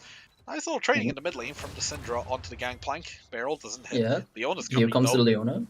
Gangplank, buddy, you may have overstayed your welcome here. Solar Flare hits on him. He oranges, but it might not matter. Syndra comes across. He's burning. He's gonna live, though. Just barely on the edge of a knife. Ha! Ha! Funny. As that is gonna be the Dragon picked up. The Hextech Drake coming out for We Handless. Not a bad Drake, I guess, for them. A lot of their champions really work off both haste and attack speed, but sure doesn't hurt for someone like Sejuani and Fiora. Yeah, I definitely think Sivir profits especially much from this dragon. Getting that little bit of extra attack speed in for a champion that already profits a lot off of that attack speed, I think is going to be great. So I don't think the Hextech Dragon is going to be very bad here. Yeah. Now we're approaching the 20-minute mark, and I think this is honestly about the same gold league Peg held in game 1. Except it's on the opposite side this time. Which is very interesting to see. Looks like We Handlers took a little bit out of Peg's notebook. Yeah, and, I think We Handlers know where Jin is, and they're actually looking for him, but never mind, he just backs off. Yeah. So, what do you think here about this? What do you think is... Oh, there's a fight breaking out. Mordekaiser is dying is what's happening right now. He does have Death Realm, but he's really tanky, staying alive still. Does Death Realm? I think he Death Realmed Leona. Yes, he did. Finding her right now. We see Zyra standing around there waiting for her to get out, but she flashes over the wall, and it's not much is going to happen. Sivir on no health. I think Vi was able to catch her there. Zyra comes across, and it's going to force everyone to run away. 4th shot coming across. Low health bars, but everyone survives on the side of We Handless Peg now. Showing some bite! Mordekaiser just staying alive for so long despite everything. Yeah, Mordekaiser is really tanky at this point, stage of the game, and you can see that all of them, like both the Vi and the Mordekaiser, have steel plates going down. So most of the threat of damage is going to be coming down from the Fiora and from the Syndra here. Yeah, Jin Gale Force the 4th shot does get the kill, and I think dead to third shot. Yes, he is. Sivir picking up another kill. I don't know if that's worth it, but hey, at least it's some gold into the pocket of the Jhin. Finally. Unfortunately, I do believe that this may just be a gold reset for the Jhin. He went from 0-5 to 1-5, and now it's worth more gold again. Yeah, it is, but I know I guess at least it's one of those things where, hey, at least it raises morale, if nothing else. Little You see the victories, Vi little coming in victories. top lane. Can he get the Fiora? Oh, nice riposte there. Stops the Vi Q and gets the stun. Mordekaiser just smacking some A's. We see Leona and Sejuani are up here. It looks like we Handless are gonna try and look for something here. They're just going in on the Mordekaiser stun. Nicely done. Followed up by the Leona Solar Flare coming down. This Mordekaiser just down. Got another kill picked up for the Sejuani. Now, this has been an explosive game so far. I barely got a chance to talk about more things than I want to talk about here. So maybe we'll be able to get a little bit of a breather here. And, So you say that. Never mind, it misses. Anyway, you were trying to say. yes. Speaking about, I was asking about how do you feel now? We talked about the draft.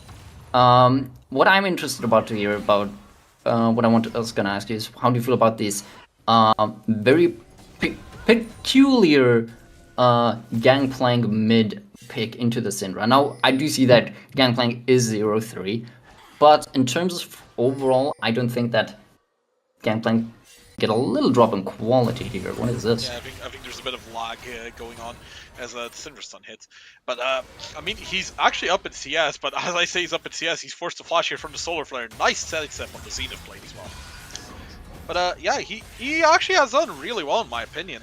You could see he's up about 30 CS. This is the top lane fight, but I don't think it's going to result in anything. Yeah, they both back off. I honestly think with Gangplank passive and the CS difference, he might be even or even ahead in gold. Yeah. He actually picks up a... Let's look at the gold here. Or 8,400 on the Gangplank and Actually, up 8,000 on the 500, Syndra. So Gangplank is actually ahead with 4,000 gold. 400 gold. Yeah. But look at the difference in ADCs though. About 2.5k difference there is... Oh, we're getting some lag again, but we see them both setting up for Dragon. Jhin. Oh, that was very dangerous as everyone started moving up. Overall. Leona though might be caught here. Vi, is she gonna go in? Misses on the Leona. Are they gonna be able to catch her here? She does not flash, re-engages. Someone's very low. Zyra just gets absolutely deleted there. 1-for-1 trade of the supports, but I think we Handless are here to clean up. Fiora takes down Vi, takes down Jhin. They're gonna get this tower, and Mokaiba is just gonna be forced to retreat. And that may be, and they're moving towards the dragon. Yeah, we Handless. Now I do still have quite a bit of like lag issues here. And quality issues. I see 3 pixels. Hopefully, hopefully our lag is gonna get fixed in a bit as Mokaiba dead. That's what he is. Dead. Yeah, I think the stream is also lagged out. Yeah, I just checked. Syndra being able to blow up almost anyone in the moment notice at this point of the game. Oh. Ha! And there we see Sejuani taking almost no damage at all Yeah, from the Vi here. yeah, the Vi is... She's punching her, and it's very much not feeling it, I guess, would be the way to say it. This was what I was talking about in the draft. You can see Vi has the Black Cleaver, and yet, even though with that you can see Sejuani has the tankiness and all of the crowd control that she needs to perform really well, especially with 2 other melee champions on the team. That is, I think the Sejuani pick was definitely the way to go here. Being able to have the tankiness and all of that. Yeah, and Crowd I control. mean we've brought it up before, but there's not a lot of like DPS or consistent damage to really take her down right now. Yeah. The Sejuani. The only thing, by having just Divine Sunder and the Black Cleaver, but none of these are particularly strong DPS items. Yeah, But slowly ramp it up. It's more burst, really, the Vine Sunder, I guess. Jhin with the burst damage, with the 4-shot burst, and needs to reload, not a lot of consistent damage. Gangplank, again, needs to get close, and then also mostly consists of burst damage with his barrels. The only consistent damage that I see here is Zyra and Mordekaiser, and they're not looking like they have a good time here. Yeah, the Vi trying to walk into the Sivir takes about half health of her damage. Yeah, about 3 minutes until the Hextech Dragon comes up here. I think that'll probably be the next big fight, right? Unless... I don't think that Handless will go for a Baron here. After all, last game the barrel even went for dragons. Yeah. So I think going for the dragons is one step up at least. Let's see if maybe in the if there's gonna be a next game, maybe in the next game they might be looking to get a Baron. Yeah, as we're saying that, the Fiora goes down because 5 people just show up to kill her. Small victories. Yeah, not much she can really do about it, but hey, it's something here for Peg, getting some gold on the map. It looks like Mordekaiser might be checking Baron. They're still suspecting potentially something. But right now, Dragon up in 140. I feel like that should be the priority for Peg, especially as it is Soul Point. We Handless might literally just give up Dragon to get the Baron, because they know Peg has to contest the Dragon. But they don't have to themselves. Yeah. I would also like to apologize for everything I'm watching. We do have some issues here with the FPS going on and the qualities of the stream. But hopefully that'll be fixed soon enough. Yeah, we're basically just praying for Moonshade's internet to get fixed. Because it started lagging a bit, but I'm sure it'll be better soon as Gangplank forced to flash out. No flash for the Dragon fight in a minute. That's not ideal. That's gonna hurt. Let's see if he doesn't. Hopefully, he won't overstep again. He doesn't have a second flash after all. Yeah, however, what he does have is 2 items. He does have more reminder for some reason. I'm not quite sure about that one. Yeah, aside from Fiora, no one on their team really heals that much. Speaking of Fiora, she's getting caught here again. Vi ultimate coming across, Zyra ultimate coming across as well. She doesn't have a lot of health left. Is she going to go down? Gangplank ultimate coming across as well. Vi picks her up. That is 3 ults invested, but that is a dead Fiora, and they are immediately turning on the Baron. Gangplank isn't there though, so this could be a 4v4. We Handless, they're just saying we don't need the Baron. We would rather have Soul. Gangplank, nice little oranges there, but still gets ulted by Sejuani. I don't think he's getting out of here. Solar Flare comes across. He's just gonna go down. Gets another kill for the Sejuani, who's now 7-0. Objective bounty picked up by Peg. They get the Baron, but Dragon Soul goes across to We Handless. Baron buff is temporary, Dragon Soul is eternal. Yeah, it's I ain't sure about that trade. No, they might lose. They're probably gonna lose the mid lane tower over this trade, but hopefully they'll lose her life as well. She is. Excellent, 4-shot. And that's mid tower going down as well. I feel like Sivir should have just given it up with that health. Because you're gonna have a real hard time defending it. And now, as we say this, Fiora looks like she wants some revenge after all her deaths on the gang up from the enemy team. Leona's up here as well. They are in the death realm, but currently I think this isn't Mordekaiser's realm from what I can tell. Nice little bit of healing there and the shielding W, but it's not enough. Fiora gets the kill. Yeah, as I mentioned in the draft, I think Fiora's got this matchup in the bag, as there's not much he can do with the 2 max health 2 damage. Leona goes down though. They're a bit of an overextension there. Very aggressive play here from the Leona. Tried to Zenith Blade at first, but didn't connect, and then kept going in without any backup.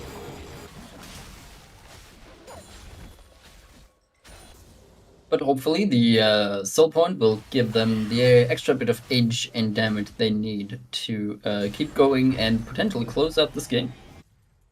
Yeah, as this looks like it's gonna go to a game free unless Peg do, well, something. Honestly, as crazy as it sounds, Peg have done fairly well. They've kept the lead pretty much the same all game. Yeah, They've it's not fallen further behind. I don't think so, at least. Like they've been not in about terms of 3 to gold. 4k. Yeah, I think Peg is doing a very good job at keeping the game somewhat level. They started to group up quite a lot more frequently, which got them quite a few picks. Look at that Jin ultimate on the Sejuani. I'm pretty sure that just healed her. Speaking of Sejuani, though, that she might be Ow. getting caught, but no, it's the Mordekaiser getting caught. Vi was looking for an engage, but then the entirety of We Handless showed up, and there goes the Zyra. Double kill for the Fiora. 7 and 3 this game. The ADC and top player and jungler really showing up this game for We Handless Yeah. after game 1. And looking at how Oh, tanky no, the Jin. Sejuani is, oh, there goes Jin again. And looking Yep. how tanky the Sejuani is, still 7-0-5 for the Sejuani. She hasn't died yet and just keeps getting tankier and more difficult to take down. It's gonna I'm be a honestly really curious if difficult. she's even gonna die this game. Yeah, so am I. It's gonna be. I wonder if they're ever gonna claim that 700 gold bounty on her head. Well, the Vi does claim bounty on the Fiora. Nicely played there from Stewie. Honestly, didn't expect that kill. Now they Let's see are if they can keep the forcing momentum We up. Handless to back off a bit, but Sever, What look is at that Syndra doing damage. down there?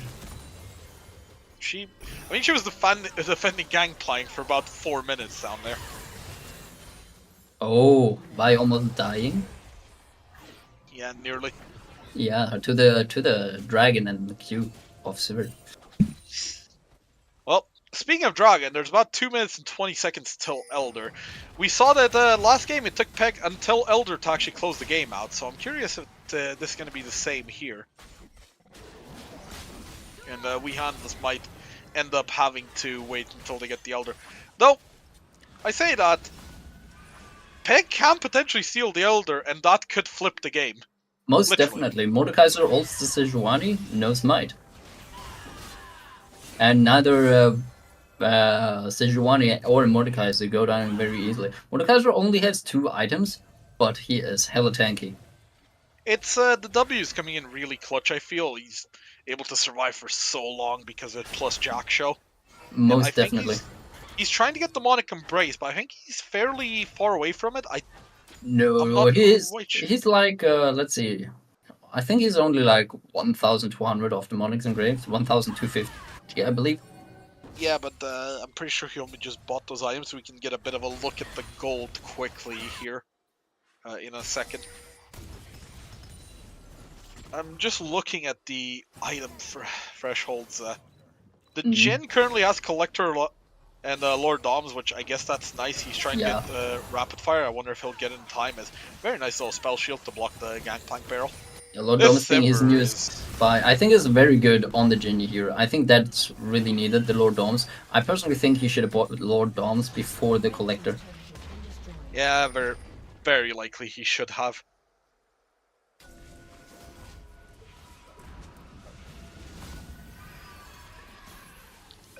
Now, looking at other champions, the Gangplank actually, I just noticed he's got 4 items complete. He's on 5 items if we count boots. So, Yeah. I mean, he's not got Infinity Edge, so it's not that big crit that you're used to with Gangplank, but that's still going to be a lot of damage if he lands barrels. Yeah, and he has a lot of gold. As you mentioned, he has a lot of gold. He has a lot of items under his belt, the and it's Solar all Flare hits Zeus. Byron, 0 this 5. might be it. Nice little disengage. The Gangplank ult forced out. They're not going to have it for the dragon fight, but this might be the dragon fight itself. Fiora comes in, immediately riposts. Stewie engaging in on the Vi. Nice Sejuani ultimate. Fiora nearly goes down. She finally goes down. Lots of people are low health, but the Fiora ultimate is coming across, healing so many of them. Mordekaiser now, last man standing. He goes down. 3 people down for Peg, 1 down for We Handless, and the Elder Drake in their sights. Looks like we handlers might be able to get their win out here with the Elder Dragon to close out the game. Potentially looking for a Baron, and we might be looking at game here. This is Sejuani still no death. I think she might end up with a perfect game here, honestly. It's straight. I don't see anyone killing her anytime soon. Yeah, just so tanky. And there we go, looking for the Baron. So, looking into this, what do you think Peg needs to do different in the next game in order to keep up? This was a very good draft, in my opinion, from V-handlers. So what would Peg need to do in order to step up their game for the last match? I feel like games 1 and 2, they really let the bot lane get out of control, and I think one of the things they need to look at doing is to try and stabilize that a little bit. Maybe try and get the jungle attention there. I think that this game, the Gangplank pick works great in Furia's own Zyra. Oh, Zyra. Oh, Zyra. Yeah, Ooh. that's just... Yeah, not much else to say. Just, oh boy. Poor Zyra. She's just dead. But, mid lane, the Gangplank pick was great in Fury in my opinion, but after how well they were able to work when Mokaiba had priority game 1, I think they need to try and look for that again. Yeah. As Gangplank ult coming across, we see the engage coming in. Vi just blows up immediately. Mordekaiser's dead, Gangplank's dead. Jhin soon to follow, I think. No, he actually does get to his fountain. Are they going to fountain dive? Mars Argo going in now on the Sivir. Bang! Picks up the kill. That is going to be 1-1. We handlers are going to take us to game 3 and Silver Scrapes. Woohoo! I mean, technically Silver Scrapes.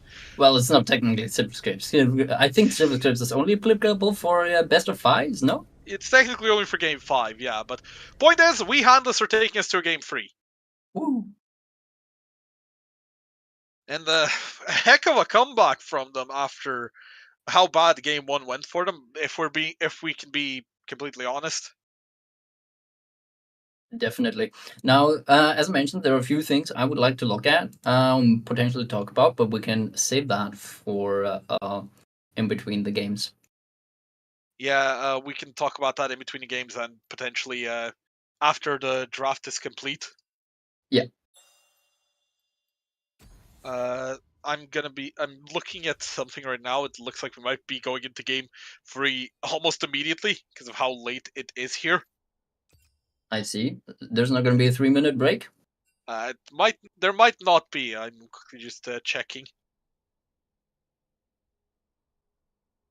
So both teams are looking at quickly going into the next match. I think we'll wait for about a few minutes just for the delay on the stream to finish and everything to get sorted out, I guess, if the teams need just a quick little break. And then we'll probably be heading into game 3. I think the teams should, personally, I think the little break for the teams is good. Let them look at their draft. Let them talk to their coaches. Yeah. I think we'll just take a quick, 1-minute break, and then we'll be almost immediately heading into the next game already.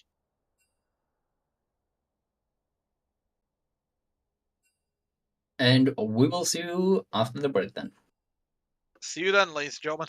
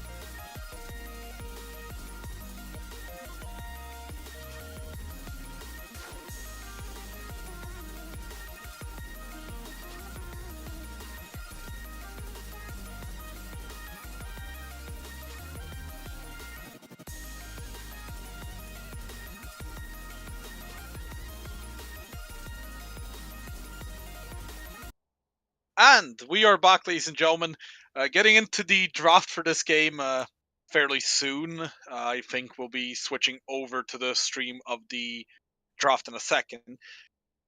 Game 2, very much a improvement for We Handless. I think we can agree on Draken is. Oh, we're actually already in draft as I look over. Rel Yes. Hector banned again. Aurelia Camille banned again. Both And- teams repeating those first two bans. We see Peg changing, and they ban out the Sejuani, while we Handlers ban out the Jarvan. Yeah, clearly Peg does not want to be playing into Deathless Sejuani. And again, I think it comes down to the draft from last game. As I mentioned, I think the draft from last game was immaculate by we handlers. I think it was a very good draft. Let's see if they can repeat that process. I would also like to point out that Twitch is locked in. I saw That is a locked in Twitch. So they are going with a hyper carry in the bot lane instead of sticking to the Jhin. Peg were the ones who banned Twitch game 1 and 2 and now picked it in game 3. So this is very interesting. We see Leona immediately coming out. That was a huge impact in the last game. In my opinion, that was probably one of the biggest reasons we handless were able to win so handily. Oh, that's a Diana. That's new. Oh, interesting picks already. And I totally agree with what you were saying. The Leona and the Leona roams had a massive impact on the game, and they were immaculate. Let's see if they can repeat that. If the Leona is going to be as presenceful as last game. Now we have the Ornn in top lane, and I'm also a fan of the Diana pick, especially Diana Leona together. Those combination smacks. It's the Eclipse combo. Diana and Leona is just works really well, which is Let's see kind if of they have ironic. matching skins. I think so. They have the Valkyrie skin, but I think those are the only ones that match. As we're looking at what'll be the third pick for Peg. I can't see it on the stream right now. It's a bit. The client's blocking your view slightly as it's a Mumu. Oh, that's an interesting one. That's a lot of tankiness and a lot of lockup, and there is the Kayle. This was banned in the last 2 games by Peg as well. Mm-hmm. And I have to say, I like the Amuma pick here. It's going to give a lot of lockup, especially, and it's, in my opinion, exactly what you need into strong scalers and burst damage dealers like the Diana. Now, I don't know if it's going to be too hard into the Kayle, especially if we see Kayle into Ornn, because Ornn is actually a matchup that Kayle can manage relatively well. We also see now the Sivir ban, and again, the Victor ban is coming through, but it does look like Peg does not want to deal with the Sivir anymore. And there's a Milio takeaway. It's Milio has been nerfed quite a bit since the days when he was, I guess, quite dominant, but Twitch Milio is still really strong together. It's just, let's be real here, it's really strong. However, Ziggs is open again for Peg. Mm-hmm. Do they want to go that with a lot of the lockup and zone control that they do have? Well, I think the 6 pick was just especially strong against particularly the Anivia, so I don't know if that's going to come through again unless we handlers pick Anivia again. Yeah, I don't think it's going to be the matter. It's going to be interesting to see what they pick here. Is Samira Leona in the bot lane. That is a hell of a combination there. We handlers bot lane has snowballed in both of the last 2 games. If they can do it 3 out of 3 times, that's going to be very scary, especially with a Samira. But there is a lot of lockdown for her. Yeah, but even with all of that lockdown, yes, you have the lockdown on the Ornn. Yes, you have the lockdown on the Amu. But having such something like, as you can see, the Nami hover. Yeah, Nami technically has some... That's not a hover. Oh, you see the Nami is locked in. And in order to hit the Samira, you have to hit the bubbles. Aside from that, you only have the Nami ultimate. With Twitch Nami is a strong combo, but they ultimately have very little CC against the Samira ultimate unless Nami has ultimate. And there's the Ziggs coming out. I did mention it. Oh, it's good prediction. A bit less favorable than Diana. Oh, that's a Seraphine. It's actually Diana jungle with the Seraphine mid, it looks like. Yeah, it appears so. Let's see how she's going to be faring into the 6. Now, last time they did have quite the unfavorable matchup into 6. But it's going to be interesting to see how Seraphine is going to fare into this one. Yeah, the Nami pick is really interesting to me because I am really not a fan of it coming out here. I think it's very risky, shall we say? Yeah, I totally agree with you on that one. I don't think the Nami pick is it. I think they should have opted for something a bit more CC heavy, because that is something you really need into the Samira, something that can just instantly shut down her ultimate. And if Nami's ultimate is not up, you don't have that. And Samira has her ultimate every time she can proc her S Not rank. not even that. If they just engage and she doesn't instantly ult, if Nami ults, Samira can just press W and completely nullify it. On top of that, yeah. And the same goes with the Twitch ult. Twitch has a lot of power together with the Nami, but Samira can just ignore a lot of that with her W and get on top of the Twitch in return very quickly and just burst him down. Yes, Twitch has a lot of damage. Yes, he can burst you fast, but Samira can burst you faster if she plays it right. Not to mention, Samira can burst both the Nami and the Twitch faster. And on top of that, you have the Leona, which can just lock up the Twitch, can just lock up the Nami. And Samira has a very easy time, even if Twitch ults or Nami ults. Just Samira has just such an easy time getting on top of either of them. So I think We Handlers bot lane will have a very strong debut here in their first game of the split. They're Yeah. looking very strong for me, at least. Yeah, I'm really curious how this is going to go. Something I've noticed with We Handless, they are their front line is Leona. That's it. There's no real tank jungler. There's no tank top laner. Yeah, but Nothing. It's just Leona. But if Leona can exert the same amount of pressure that she did last game, I think that's alright. Like, in terms of frontline, yeah, you have on Peg's side, you have the Ornn, you have the Amumu. Ornn, much stronger of a frontline than Leona, in my opinion, but also has the same power potential of the Engages. Yeah, it's just a bit of a concern not really having any tanky member, as we are now in the countdown, of course, for the Well, stream delay. personally, I don't think that it's going to be too much of an issue, because you are going to have the Kayle ult as a saving grace. And additionally, so if Diana goes or Samira goes in with a Kayle ult on top, it's going to save them, can potentially save them a lot of damage. And Diana is not as squishy as you might think. Honestly, it can also just be really really scary looking at the We Handless comp, because they might just delete 3 members of Peg without them being able to do anything with Diana, Seraphine, Leona, and then Exactly. Samira, Kayle on top of that.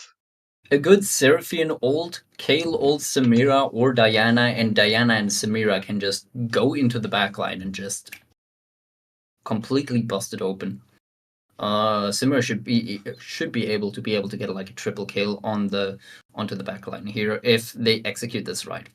If Samira gets a good ult off onto the front line, there's not much the backline there's not much the Amumu or the Ornn can do to stop the Samira or Diana to go in. But as always, it comes down to the execution. Yes, they can do that, but one misstep, if Seraphine misses her ult and Diana and Samira go in anyways, Ornn and Amumu can just stop them and shut them down, and that will be most of the damage gone. Yeah, it's gonna be really explosive. It's gonna be hopefully really exciting. Honestly, with since it's Sunday and it's getting late, I also hope it's gonna be quick, but can't make any promises. We're about 30 seconds out currently from our spectator ending, and then of course the load screen is going to be coming in. Looking forward for both of these teams, I'll quickly look at the schedule for them. Next week, Peg are going to be facing Team No Name. Team No Name were able to take down MPG Enigma. 2 very quick games, to say the least. One that they lost. But that's going to be really interesting to see. Team No Name are basically former support diff. 3 of their members, Pilgrim, Tux, and JS Life, were on support diff together last split. As for We Handless, they will be playing Kitchen Gaming, another new team. Kitchen Gaming have yet to play. They'll be playing Team Mental Papier. I think I pronounced that correctly, tomorrow. Sadly, that won't be streamed because it starts at 10:15 p.m. And I don't think Jesus anyone's going to be. Christ. Yeah, I don't think anyone's going to be awake for that. As for our other matches that we have coming up next week, we got Placeholder. We'll be facing Team Mental Papier. Team Mental Papier were here in Split 1. Missed out on EOS 1, but they are now back. As I guess it's a bit of a rematch from like 6-7 months ago now almost. It's going to be Lost in the Rift facing Poros and Dragons. And finally, we've got the Nexus Pro Gaming Civil War as NPG Valor face NPG Enigma. Do we have any information on which of these matches are guaranteed to be streamed or not? I mean, it depends on the scheduling as well as just in general which match we decide is the most exciting. Naturally, I don't think anybody would be willing to stream the match at 10:30 p.m. Yeah, no. 30 seconds until minions We will see what we decide on. We're probably looking at potentially doing the NPG Civil War, but again, depends on the scheduling. But for now, we are in game. Let's focus on Peg versus We Handless. Let's see who's going to be able to start off their campaign with a win. As you all know, and if you don't, you're going to get a reminder here. Top 4 qualify for playoffs. The other 6 teams are out. So every win matters in these round robin stages. And based on this draft, Mystic, who do you think is going to walk away with the victory based on the draft? I would like your prediction here. Ooh. I think both teams have some very good things in the draft, but also have some issues in the draft.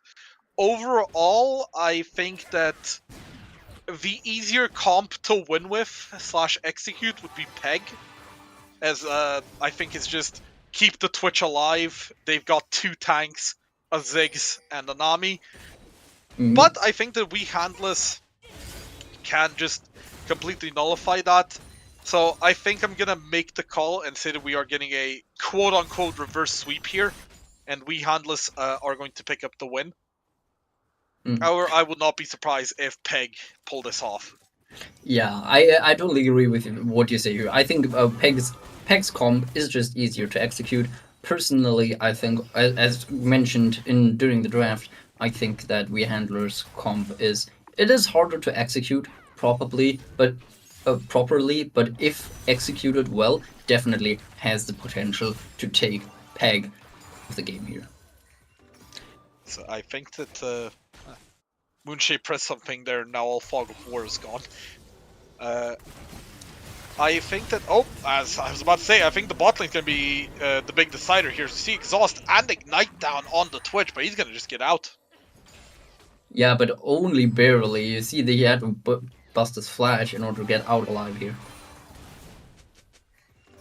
Yeah, it's... At least he survives, and both summoners, well, both offensive summoners gone for the side of We Handless in the bot lane. Nice little Ornn knockup. Yeah, Bang. Diana looking for an invade. Yeah, but I don't know if it's going to work out. Peg know about this, I think. Kayle forced to flash away from the Ornn. And Peg has Prio on the top lane. I think that Diana got that, but I think she's going to lose her life for it. Yep, that is first blood to the Ziggs, who I believe has double buffs now. We see Samira going in exhausted, though. Can they get this trade? No, they won't be able to continue. I think that the Zenith Blade is down for Leona. Very greedy invade there from the Diana. Yeah, you see the Kayle being below level 6 is on the back foot against the Ornn, playing under tower, and even so the Diana absolutely wanted this invade, even though both mid lane and top laners were playing under their towers on her side. Very greedy. Yeah, it was. And Kayle just needs to survive till level 6 though. Once that happens, Kayle is ranged and this lane becomes a lot more playable as we see. It's the call start Kayle! Yes! This is something I always have arguments with people about. Starting call on Kayle is very risky, very greedy, but if you are able to survive and get the stacks, it is so worth it. Oh man, Speaking of Kale needs to survive lane, a Diana gang, that should help a lot. Here it comes, Terminator, buddy. And- You are not in a happy place right now. And Yeah, he's away. was he looking somewhere else on the map right there? That was a very slow reaction. He might just Yeah. fall to the Diana here. One more auto, there it is. First kill for Wee Hans. I was gonna say first blood, but the Diana already gave it up. Interestingly, the Diana's first back was a cloth armor. Not quite sure what that's going into there, as I Yeah, think Terminator looked away for a second there. as their only AD damage is Twitch. Yeah. Maybe it was all she could. No. Yeah, maybe it was all she could afford. Now we can see the blasting wand being picked up for the Diana. Oh, that's Oh. an X-Flash. They know Amumu's here. Oh, the Grand Prix sets. He's not even going to be able to get Oh it. no! Poor Stewie. I think that W blocked the Q, but it's now just a death for the Amumu. Chase now from the Samira and the Leona, and Nami forced to flash away as she gets ignited. Yeah, now being burned here once again. Wee Honda's going to pick up the dragon here, as we see Diana on it. They haven't dropped their notes. I see from the first game where they gave up all the dragons. Yeah, I think Sora went into their chat and was like, "What the hell are you doing? Go and get us some dragons, please." Oh. Oh, wait. Is this going to be a steal? Pegor actually moving to contest this. We see the Zigzald come across. Amumu's in the pit! Oh, the Diana doesn't have a lot of health. She does get the dragon, but is she going to be able to get out with her life? I don't know about this. Samira going in on the Nami. Nami's dead. Seraphine's moved down here. Amumu will pick up the Diana eventually. It's a 1-for-1, which I think was a very good scenario. Yes, Diana died, but Diana got the dragon, and it was still a 1-for-1. The ADC got the kill, and overall, I think once again this is a very good situation for Wee Handler's bot lane. Seem to be very dominant now in all 3 games. We see them be in the lead in the early game. Every single time now. That's already like an 800 gold lead for the Samira here, and that is very scary to look at. Especially if you have something squishy with, like the Nami Twitch here. Yeah, if she gets more fed, yeah, that's they're just gonna keep jumping in and killing them. Becomes perpetually more scarier, especially in the later games when you have the Kale ult stacked on top of that Samira. Oh yeah. Speaking of the Kale, she has very much stabilized the lane now. She is slightly ahead in CS, though I think gold-wise she was about 200 or 300 ahead. I don't quite remember, but yeah, she was slightly ahead is the point. Yeah, Lane, now even CS, not much gonna happen between Ziggs and Seraphine. Let's be real. the interesting part here is that Kale actually came back here from a CS deficit. Kale was almost 15 CS behind before the Diana gank. Yeah, the Diana gank were really helping out here. You see the flash from Leona, but barely misses the Nami. Speaking of Diana ganks, there's another one. I think Top Ornn lane might be is able an to island. walk this one Oh. out. Oh, the Q slow from the Kale. It's not going to be enough for him to escape. And he goes down to the Diana. Mr. Green Sheep, aka Bizon here, really active on the Diana here. I think he had a very good second game as well on the Sejuani, so I guess this was the real difference between game 1, 2, and 3. Jungle diff. Jungle, it's always a jungle death. What do you mean? Now we see here Diana is picking up the Herald. Very good. And I think this is actually the very right call from the Diana to make, giving the lead to the top lane, making sure that the Kale not necessarily gets fed, as we see no kills being given over to the Kale, but Kale just not taking any deaths and staying equal, if not ahead in CS. Giving Kale that safety net that she needs in order to become the monster she's meant to be in the late game. Yeah, what's that pasta again? It's like well played to the scale, minimize deaths, scaled well. It's like the boss pasta. I can't remember the exact like wording. As Yeah. we see the Amumu bot lane here as well as the Ziggs Yeah, look at- moving down. Yeah, but I see. Oh, there's the engage. There's the Leona engage. There's the Samir engage as well, and they just get absolutely blown up. Shutdown goes to the Twitch. That's huge. 2 kills going to him.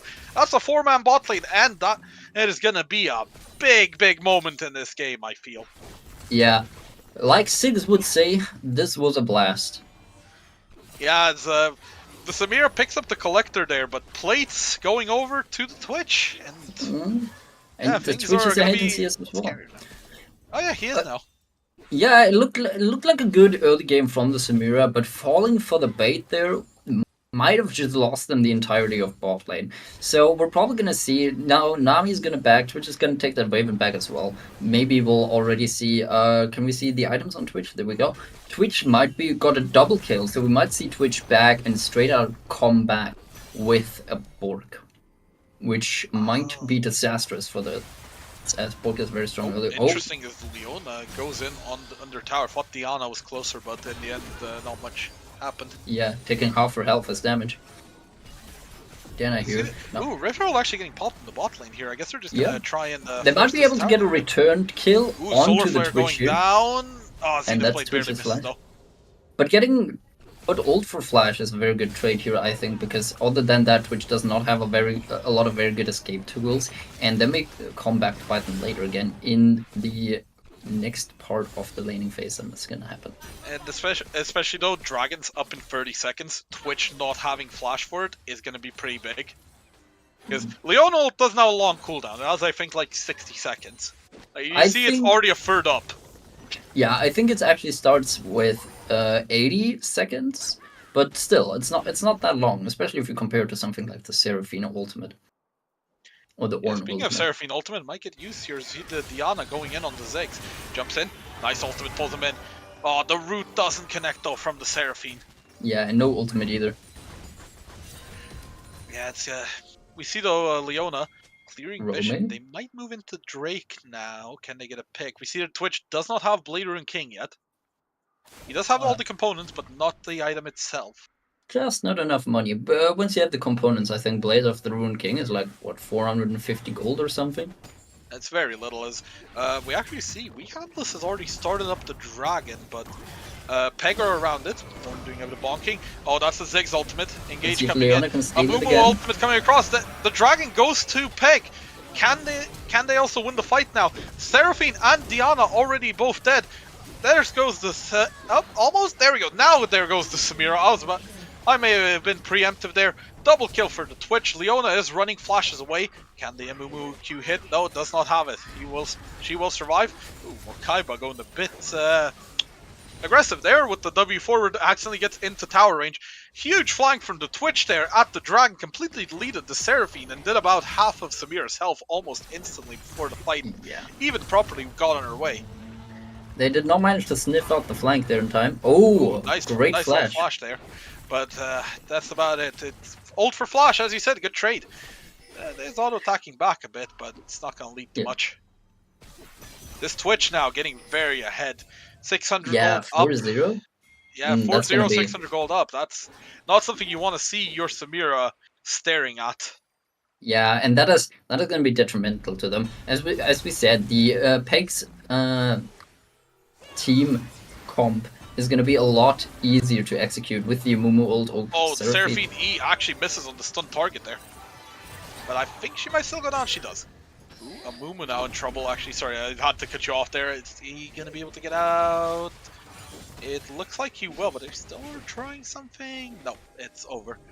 Yeah, as you're saying about us talking about the Peg comp being easier to execute in Fury. Yeah, and it definitely pays off now. If you get the Amumu stun and the Twitch ults. Speaking of And- Amumu, he's dead. Ta-da! Okay, maybe this time you'll be able to finish your point. Oh, I think I got it across here. Amumu ult, Twitch ult, point. Yeah. There's also a Ziggs ult on top. You forgot to mention that one. Oh yeah, no, not to mention forget that one. You can technically also chain that, like with the Ornn ult and the Nami ult. If you chain all of these together, you're looking at CC comp at a CC duration of almost 6 seconds, which can just permanently shoot his little balls at you. Yeah. It's gonna be very scary. Looking at item-wise, currently we see the Kale and Diana both finish the Nashers. We see Seraphine with Leandries stacking the tier. Collector plus Pickaxe on the Samira, Ornn going in, bonking the Kale. Ornn not incomplete, neither is Amumu, who looks like he's going for the Demonic Embrace build. Ziggs on the Leandries. Twitch has his Blade Rune King, and Nami currently on nothing as well. Yeah, support's lacking a bit of gold here and there, but yeah. Twitch having his Borg is gonna make him even stronger now, especially in this state of the game where Borg is the place He where was Borg really hiding! shines. He was hiding, and Mamui, you did not expect. Yeah. You did not expect it, and that's Did another not kill for respect the the Twitch. Twitch. Did not respect the Twitch. Even though he technically did step over 2 wards. I didn't quite see how he snuck in, but he. I don't know. He just. Oh wait, no, managed to those are blue wards. Those were Twitch's wards. Ah. So he was stepping over his own wards. Oh, Diana was actually doing the Herald in this meantime, but she's just gonna get blown up. Kale ultimate. A bit late, does keep her alive for a bit longer. She's gonna kill the Amu and actually survives. But the Amu is the one who picked up the Herald. Ziggs is there. Can he get the eye? Ziggs ultimate comes across. Diana is able to flash out of it. Ornn ult going across, picks up the Diana. Kale hasn't got a lot of health left. Ziggs bomb that misses, but the Leandri does enough still. Ornn coming in. Samira getting CC'd now. Leona going in. She does pick. The Ziggs does blow up to the Samira, but Leona is going to die herself now. Goes down to the Twitch. I don't think anyone picked up the eye. No, they didn't. Nope. At least we Handless gave a lot of lives away, but they were able to stop the Herald Eye being picked up by Peg. Was it However, worth it? Yeah, I'm pretty sure that's the they thing I was gave about to away ask. more gold by giving away 5 kills. Well, sure, they get 1 or 2 in return, but I think it was 3 kills. I think it was 4 kills in total, but I'm not sure. it was- I definitely am not sure if it's worth it. yeah, Ziggs died, and I think Nami died in the beginning, but it was very chaotic, so I'm not very sure. And I know Leona, Samira, Diana, and Kale died here as well. Oh, it was an ace, yeah. Okay, Yeah. so there was 5 kills, but it was a 5 for 2 in favor of Peg. They got the Herald, but they didn't get the eye. Yeah, but I'm not really sure if it was worth it to give away an ace. That's a lot of gold. They might have just given away the Herald and then given away first tower, and it would have been cheaper. Yeah, looks like they immediately go. Let's try and see if we can get the dragon. The Herald didn't work out, so let's see about this. Now we see the Diana and the Leona moving together, clearing some vision. Yep. Kale looks like she's moving down. No, never mind. She's just clearing a ward. She's gonna go back to pushing top as Ornn's gonna sit there and be hit. Oh. Solar Flare actually hits, but can they kill him? Nice flash from the Ziggs. Samira goes in, gets taken a bit deeper than she wanted to, has to flash out the turret. Leona now is a bit too deep, has to flash out as well. Amumuku hits. This is just going to be a dead Leona right before Dragon. There she goes. Seraphine E, sorry, not Samira E, does hit across, but it doesn't mean much. Ocean Drake, gonna be going to Peg now, I think. Yeah, as I mentioned before, both in game 1 and game 2, the vision from control from Peg is just a lot better. You can see that. Oh, when but he the- was hiding! And there goes Samira again. Yeah. 7-0 Twitch now has a Borg and is on a good way to pick up his Ginsu's Rage Blade. Yeah, this is... After how bot lane went in games 1 and 2, this is very weird to see, honestly. It's... A very welcome surprise for Peg, I am sure, even though Yeah. their first 2 kills went to Samira. Yeah, Peg fans should be excited right now if this is how their bot lane's gonna perform from now on. Now, the question is, though, can they fully transition this into a win? Once again, though, we're at about this, like, 2 to 3k gold lead between the teams. Yeah, let's see if we'll have to see if we handlers can do the same thing that Peg did last game, where they just stop the gold lead from expanding. Now, I don't know if that's going to be too much of an issue. After all, Peg still lost last game, even though they didn't let the gold lead expand too much. But I think if we handlers can weather out the storm and stop the gold lead to accumulate for Peg, that might have a pretty good chance in the late game. With the Kale scaling up, Seraphine, so being not the best, but a pretty decent scaler. And not to mention the Samira burst damage, being able to come through, being able to blow up the Twitch, being able to blow up the Nami in the matter of an instant. Now we see Samira is actually going for a collector first item. I don't know what this is. Like, Yeah, she had this for a while now, I think. I don't think personally that collector first. Now I'm not a Samira main, but collector first item, although it's not definitely up there. I think in a matchup like this should be very much should be going to something more like a Immortal Shield Bow, which is able to keep Samira alive for the duration her ult ticks. Yes, Collector executes people at 5% health, but if you can get a 500 health shield, that's gonna be able to keep you alive for long enough to deal that additional amount of 5% damage, probably. There's also the thing of, if we're being honest there's an Ornn Amumu. Like, yes, you're gonna be targeting Twitch and Ziggs, but Yeah. you're not gonna be doing a lot of damage when you've got Collector as your first item against Ornn Amumu in fights. Exactly. So I think And- the Collector may be a bit of a mistake. I think, as I said, the Immortal Shield Bow should be the first item here, as it would be able to keep the Samira alive for long enough to actually get into that backline, be able to put down the damage. And as a second item, definitely the Lord Doms. Ooh, I think the Kayle noticed the Amumu there, but Amumu's just going ults immediately. Kayle getting blown up. A lot of buttons being pressed right now. Amumu does go down, but Twitch is untouched in the backline, completely deleting the Leona. Not a lot of health on the Diana or the Kayle as they are stuck under turret with their Samira. Oh, but trading your support for the jungler, not that bad of a trade. Leona is 0-4. And getting the Amumu down here, I think, was a very good trade from them. Leona gave her life, but is actually not worth a full 300 gold, even being 0-4, and Amumu giving his life here. I think was actually a very good trade for we handlers here. Yeah, it's not ideal. It's not ideal for Peg there, but I mean, the thing is, I honestly thought it was gonna go a lot worse when the Twitch is being untouched. Speaking of going a lot worse, the Twitch dying will be a lot worse for them.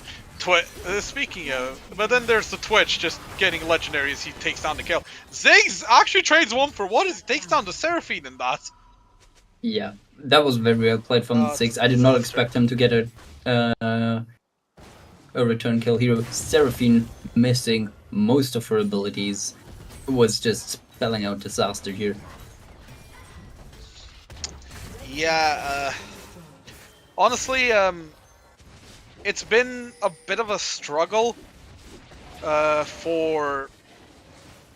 hunters in the mid lane. I'm trying to word this nicely. Yeah, I completely understand what you mean, especially now I see quite a lot of skill shots being missed by the Seraphine, which is not what you want to see when you have a skill shot based champion on the mid lane. Seraphine ults being missed, Seraphine E's being missed, not the ideal way you want to have your last game in this best of 3. Yeah, and maybe there is still the threat of just one big team fight where they blow up the entire team, but it's it might not happen as well. They just quickly went onto Dragon right on spawn, but people were still arriving. Ornn ultimate comes across, Nami ultimate comes across. Diana being completely stopped from going in. Amumu ultimate on her as well. She's just dead. Samira will follow soon. Seraphine is going to have to run here. Twitch goes down actually to the Kayle. That's a big shutdown. Ocean Drake being picked up in the meantime by Peg. Now the chase from the other 3 members here. Seraphine looks like she's gotten out now. She's just gonna start a recon on the bot side there. See the Amumu stun goes wide though. Kayle trying to turn this. Can she do it? She still has ultimate. Uses it. Yeah. But Amumu is she not gonna have the having damage? ult? I don't think she does. Oh wait, actually, the Amumu Just lives on barely about not. 5 health. Oh, it's tragic. Nice little stun from Leona, but it's a double kill for the Amumu. Oh lord, it's not looking great right now for we handless. It feels like there just wasn't any patience. The Diana and the I think it was Samira were just starting Dragon with the Seraphine. Leona and Kayle were still mid. Yeah, and now this spelled out absolute disaster. Diana got the red buff though, and it looks to be killing off Amumu now. No red plant up for Amumu to escape, and that is a 620 gold shutdown for the Leona. Yeah, it's a nice shutdown, I guess. At least. And she got to keep her red buff. That's another 100 gold. Yeah, true. She's not missing out. Yeah, true. It's a tough situation right now for we handlers, but something that is big. 1,000 gold shutdown went to the Kale. On top of that, yeah, Kale killing Twitch, getting the 1,000, or I think I saw the number 900 pop up. Actually, for some reason, I think it was only a 900 gold Was it 900? I shutdown. thought it was 1,000. I would think it was 1,000. I'm pretty sure I saw the number 900, but I'm unsure. Do we have a little chat here that we can see, so we can see the shutdown amount? Wait, I can quickly just rewind on the stream itself if I can. Yeah, no. I'm quickly checking. Well, Kale right has now. shut down No. Twitch, bonus gold 700. It was 1,000. It was 1,000 gold shutdown. Yeah. So she got 1,000 gold basically off that kill is what we're saying. That's the important part. So that's going to accelerate her quite a bit. As we see, she has Riftmaker, Nashor's complete. She's building... She got an the large rod. I assume that's building towards the Rabadons, and that's going to hurt a lot in the side lane.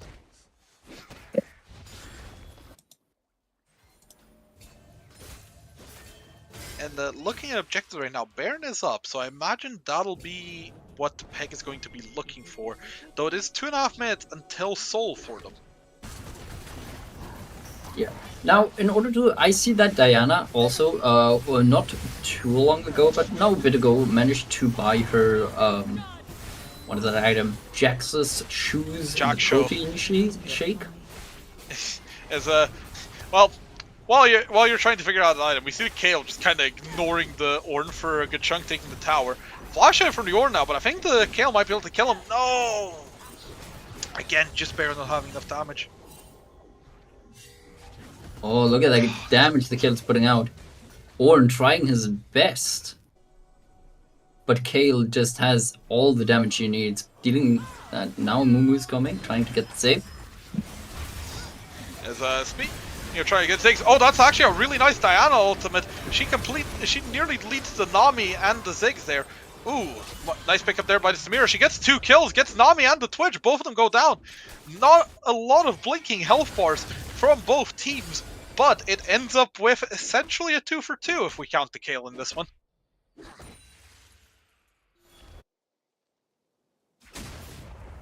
And, well, that's a nice little bit of gold going into the hands of the Samira now as well. Looks like we handlers have some fight left in them. Yeah, definitely. And Kale is... looks like Kale is building up her Abaddon, so that's going to be a lot more damage on the Kale. Yes, that's going to be... That Kale is going to be really scary now, I think. It's not pretty, but it could be worse. As it stands though, Ornn's able to withstand a lot of, I guess, punishment from her. She's going to be... Essentially what I'm trying to say is she's going to have to hit him a lot. Yeah, having that force of nature really helps him out there. Now I do notice another thing. If you see in the items that are built, we see 3 Yakshos in total in this game. Yeah. Very tankies. And even though you mentioned earlier that they don't have any frontline except for Leona, I think, as you see, the Yakshos build from Diana makes her pretty tanky force to be reckoned with. Yeah, I mean, she is pretty tanky, but at the moment we saw she got, I think, a 3-man ultimate, and wow, we handlers are just they're doing it again. They're just trading Soul for Baron. Or at least I think they did that last, or was it Peg that did it? Nope, it was Peg that traded Soul for Baron. Yeah, well, it's happening again. That's the point. But this time it's Peg getting the Soul instead of we handlers, and it's gonna be an Ocean Soul. So let's see. Let's see if it actually works out this time, because the last time it really didn't. Oh, it did work out for we handlers last game, getting the Soul. No, I meant trading Baron for Soul didn't work out. Oh, Getting yeah, Soul yeah. worked out, of course. Getting the Soul did work out. Now, the game is gonna go into a bit of a standstill, I think, to be honest, because I don't think that Peg can really push hard into we handless. And I think they're completely okay with just waiting out the Baron. Technically, it says that we handless have the gold lead, Though, how ahead they are is a different topic, in my opinion. Yeah, you can see this on the objectives. Like most of the towers have been taken. The first tier towers have been taken from Peg. Peg has taken them from We Handlers in that order. And now with the Baron buff, it doesn't look like they're going to be getting any more towers. Like Peg seems very adamant on defending that mid lane tier 1. I think in this situation, We Handlers should try to go for the tier 1 on the bot side, but they're not doing it. They're just trooping up on mid. I think they want to try and see if they can just brute force like a 5-man somehow, but it's not working. There's a Ziggs, there's a Twitch, there's an Ornn. Good luck just forcing into that. And even if you manage it, I mean, Amumu is at base, but I don't think they're aware of that. No. And now Twitch is moving bot, pushing out the bot lane again, while they're just stalemating it, which is not what you want to do with a Baron buff. You don't want to just shove waves and let them die out just under tower. You want to be able to take these objectives like the towers. And I don't see that happening for now. And you can see the Ocean Soul, how big it is. Ornn went in, took a bunch of damage, and then just walked out and is basically full health again. Like, look at him. Yeah. Ocean Soul being really strong on that Ornn, and gonna be also very strong on that Twitch, who attacks very fast. You're gonna see this as soon as Twitch takes damage, it's just gonna heal up a lot of it again. Yeah, and that combined with the Nami, of course. It's not looking great. It's a very tough situation for We Handlers. You see Diana finally pushing bot. And Kale finally pushing in top lane, but then recalling, not getting in the complete push in. So you see them recalling here, which I think is not the smart move, as they are... Now they managed to finally split out Peg, which is what they want to do. You see the Kale being able to win into Ornn and then not taking the fight there, or in bot lane, Diana being bot lane into the Ziggs, and just before they manage to push it into tower, they give it up. Even though they know where the rest of Peg is, they can see them. That was a sudden flash forward from the Amumu, but the Ana ult is huge. Twitch though, untouched, deleted by the Samira. Down goes the Amumu as well. That's just 3 people dead. 4 Peg all of a sudden. And they were the ones who tried to start that. Samira does go down. Ziggs comes in to clean that up, but oh my god, I think that might have been a bit overforced on Peg's side. We see the Kale now smacking the Ornn a bunch. She's trying. It ain't working out, but she is trying. It at least looks like they'll finally be able to pick up the mid turret, but oh boy, I thought at first Peg might be able to get a really good fight, but suddenly the Twitch just got completely deleted. Yeah, by the Diana ult, queuing in, dashing in, ulting, getting a 3-man ult off, and Samira following that up beautifully. Unfortunately, they do end up, Samira ends up dying, and in the end, they still don't have the tier 1 mid tower. Yeah, they really don't. They don't, but they really want it. You see a TP bot by Ziggs to just try and save that tower, but Diana is just able to pick it up. Like, it doesn't really matter there. I think it's a bit of a waste of teleport here. Yeah. And as it stands though, Baron and Elder coming up in about a minute and a half. That's going to be interesting. The flash Q from Amumu there was a bit of a throw, as he missed it and managed to get collapsed on.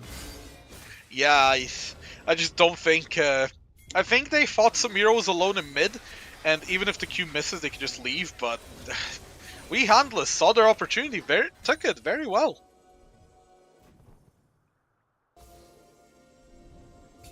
Looks like we are just gonna set up for an Elder flip again, though. First 2 games were decided at Elder. Looks like game number 3 is going to be as well. Suddenly appears the way, and Baron is gonna spawn soon. Spawn right after soon again. So we're probably gonna be looking. Whoever gets the Elder again and wins the fight is probably gonna march up to Baron right after that. Also, something that can't be seen on the gold graph: the ornaments are in. Absolutely, we have. Oh, that's a lot of damage. The KO forced to flash out. Ornn ultimate coming in, nicely blocked by Samira, completely shutting that one down. Kale now, is she gonna reset quickly before the dragon? I bet she just wishes fine. they were the ones with the Ocean Sword. Now another 6Q hits. I think she needs to reset quickly Mine- and try and get back for her team. Finally, they're looking for the mid Oh, the tower. Leona engage. They're going in for a tower there. They do finish it off. Diana going in now. Nice ultimate here. Twitch is down. Seraphine ult went across everyone. Kale ult going. Kale just opening up here. Down goes Amumu. Down goes Diana. But there's not a lot of damage left for Peg. It's only the Ziggs. Hornell refuses to die. Kale has decided to take the matters into her own hands, but in the end, free for free. But Peg very low, needing to retreat. Let's see if we handlers take this opportunity to take the Angler Dragon. They're on it. They're seeing that Siggs and Nami are not in it. Nami's though Peg Both seems of to them are spot them back though. out. The They're thing backing is, they into have it. They're Ocean looking Soul. into it. Yeah, look at the health just going up on the Ziggs. They do, He has and Kale no Ocean Soul. longer has ultimate.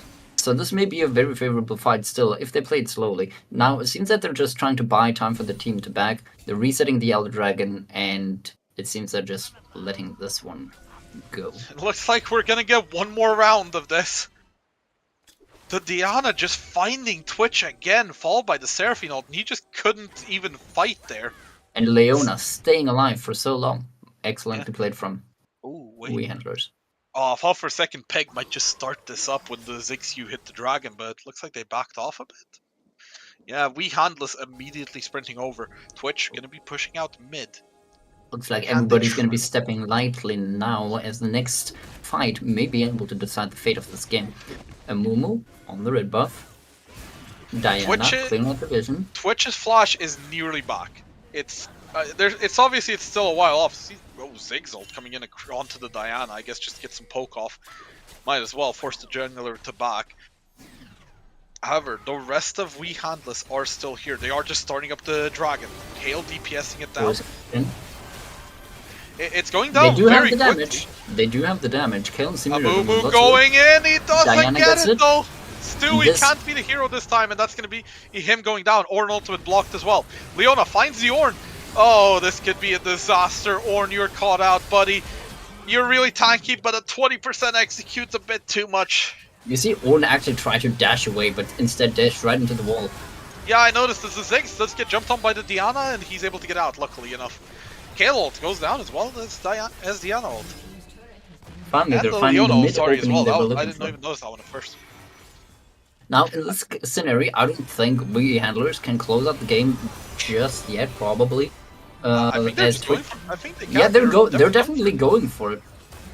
But There's I no don't, Baron buff, so Ziggs can clear out. Leona tries to flash engage there. Twitch Exactly, is they don't alive. have Baron. Oh, Samira jumps in, but it gets absolutely deleted. Kale's down as well. Diana now does they're get the just turret, doing it. but oh my god, this is really bad for WH.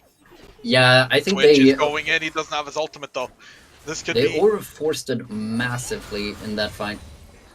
Ami ulting, not connecting. Yeah, the They Twitch should've dog gone is for the on the Baron chase. He instead does of have forcing. Shirelias, and they know where they're going. You see the pings going onto the Baron. Definitely. Peg want it. Peg want the Baron. They know that there's no jungler here yet.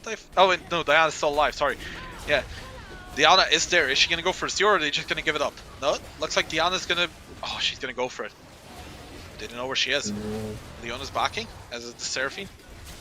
And Diana backs Yeah. away as well. They're just gonna let it. They're just gonna let the Baron go. They don't want to risk being in a 4v5 on the map, even with Baron. Yeah, I think we handlers should have, once they started taking out, right after they took the inhib, they should have bolted it straight for the Baron instead of trying to coin flipping in there. Yes, it's. They do still have Elder for. Oh no, wait, no, it's about to expire. I think. Yeah, they're. Yeah, and even then, only Seraphine and Leona have it, which, not to be rude, on their strongest DPSs here.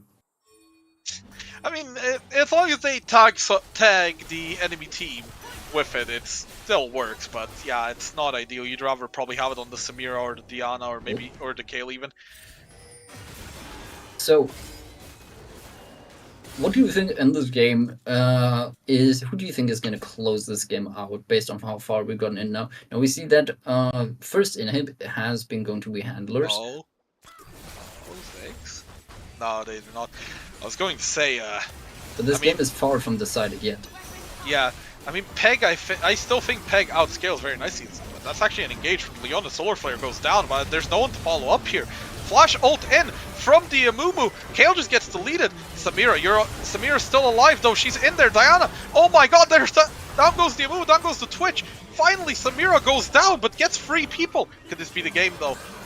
It's down goes the Nami. Is Ziggs versus Diana and Seraphine. Can he hold? I think he might be able to with Baron, and just the fact that it's Ziggs. There is a TP on Kayle, but she's 40 seconds away. Mokaiba, you're gonna have to be a hero here, buddy. Yeah, Sex is looking for the solo defend here, but those are Mega Minions. Oh, he gets rooted up. It might be over. Nice W to stop the Diana jump, but he might just go down. He does shut down on the Ziggs. He cleared some minions, but is it enough? Not enough. 20 seconds on the Twitch, 15 on the Amumu. Yeah, Diana and Seraphine can just end here. There's just 10 seconds left on the Amumu. This is a game. It was very close, but in the end, We Handless are gonna open their career in the Sunday Cup with a win. 2-1 over Peg. Sorry to all the Peg fans in the chat, I don't know if you have a name, but the team came close. Sadly, it wasn't enough. We Handless pick up a big win here in the round 1. 2-1! Another 2-1 actually. This is 4 2-1s now to open up the tournament. Yeah, and I think this, once again, was a very deserved victory from We Handless bot lane. Playing it very well. Now Twitch was a monstrosity to be reckoned with in the later stages, and Twitch got very strong. But Samira, in the early game, the 2-0, being able to push down on that early game and keeping up the pressure, not falling too far behind and keeping it up, is just has been very consistent. The bot lane of We Handless has been very consistent, very strong, and always good in the early game, and I think that is what guaranteed them the win in both the first and second game. The second and third game. Yeah, sadly we won't be having a winner's interview as far as I can tell. Currently I'm asking We Handless about that. It's a big, as I said, a big victory in the grand scheme of things. Peg, I think, will look back at this match and see where they could have done better. Where, like, there were minor moments, if we're being honest. Mm-hmm. There were definitely moments where Peg could have come back, where they could have pushed through, and where they could have made plays that would have changed the fate of the game. I want to say, for example, there was this one misplay where Amumu was, where he flashed in, missed the Q. I think that was the game changer for both Peg and We Handless in the last game, where the game just absolutely turned around and started to snowball into the opposite direction, where Peg wanted it to. Yeah, and we are actually gonna be getting a winner's interview. Well, technically it's gonna be their coach doing the interview, because apparently he's being I can actually join on my own. Ah, yes. Hello, Sora. I was just to explain that we're getting a winner's interview from the coach of Team We Handless, as he's being forced into it by his players. Yeah. It's good to see that the coach isn't a tyrant on that team and he actually listens to his players. Yeah, I'm making an announcement. I'm officially looking for a new team. Well, were you weren't even, how? Why? It was such a stress-free win. Yeah. When my jungler decided to visit Amumu. Yeah. When you looked at that level 1 invade, what were your thoughts? What was going through your head when you saw the Diana? Level 2. Okay, the invade, yes, level 2, but it was on the blue buff. It was in the very early levels, and you saw that the mid laner was pushed back under the tower, and you saw the Ornn having the Kayle locked under her tower, and you saw the Diana try to go for that blue steal. What was going through your head then, Sora? I was double checking if my jungler is in Canyon. I appreciate that one, but the game was very back and forth. Yeah. What were your emotions like throughout it? Were you just like, it's so over, and then we're so? Can I use profanity here? Technically, I think so. Yeah. Well, this is not a monetized channel. Well, at first I was like, what the hell's that invade? Then I think the camera panned towards mid lane and I see my Seraphine barely alive somehow at level 1. I'm like, okay, this is not good. Then I think top lane had a bad trade. So I'm like, well, how? Okay, it's KL level 1 actually, not as bad, but I was like, okay. I guess bot lane did alright. So I was like, okay, we have hope. I have another question for you here, Zoro. What do you think about the draft phase? Now, what we Check it see again. here, what we saw here very often was both Peg. Peg very often had like a very strong team comp, especially a team-wide strong comp, especially in the third game where they had a very relatively easy to execute team fight tactics. PFT. Yes, a very, very strong TFT, where with the Ornn ultimate, with the Sig's ultimate being able to crash down the Twitch, and the Amumu being able, and the Nami being able to lock it all down into a clump together, and then just firing in Twitch bullets into that comp during the draft phase. What were your thoughts? I mean, the idea of it was good. I felt like the Nami pick was a troll, but I don't know. They felt kinda uncoordinated. Like a random. Okay, the Twitch flank was actually good, but I mean, something was off. They couldn't like properly execute it, and I don't know. Somehow they didn't execute it way more than they wanted to, and KL just got 16, I guess. Let me rephrase that. I was wondering, like, what you felt for your team, what it meant for your draft once you saw I was Peg's draft. What do you think it meant for your team? How did you feel about your team going into that? I mean, I trusted them. I was iffy about the Kale pick, especially with an Amumu, and then, like I said, at level 1 or 2, when Kale was, I was like, oh, he's about to get dived, but thankfully that didn't happen. But yeah, I mean, I had to trust him. I was like, I think you should better go Fiora here, maybe. And he was like, no, I'll go Kale. I'm like, okay, I trust you. Comfort picks over anything. So I mean, yeah, comfort picks are better than anything else in my opinion. But yeah, I trusted them. I have one more question before I give you over to Mystic here, and that is about your team's bot lane. I feel they have been very consistent, very nice, very strong going into the start of most of the games. Both the early, particularly so in the early game, they've been very consistently. Well, most of the time not going behind or even going ahead, very often beating the enemy. How do you feel? Is there anything you want to say about your bot lane? Well, they saved me from a heart attack. That's one thing. They did very well. Yeah, I think we need to work on the top side a little bit and maybe some other little things. But it's our first game, like an official one, so I'm not too worried. We're gonna go through these games and. Personally, I'm very proud of your top laner as well, seeing that he is in rank 2. Is he bronze 4, or is it what he was? No, that's the Peg top laner. Oh, that is the Peg top laner. Yeah. I would not give a bronze player. Sorry, I mixed them up here. That was my bad. If I had a bronze top laner, he would be on the Malphite duty.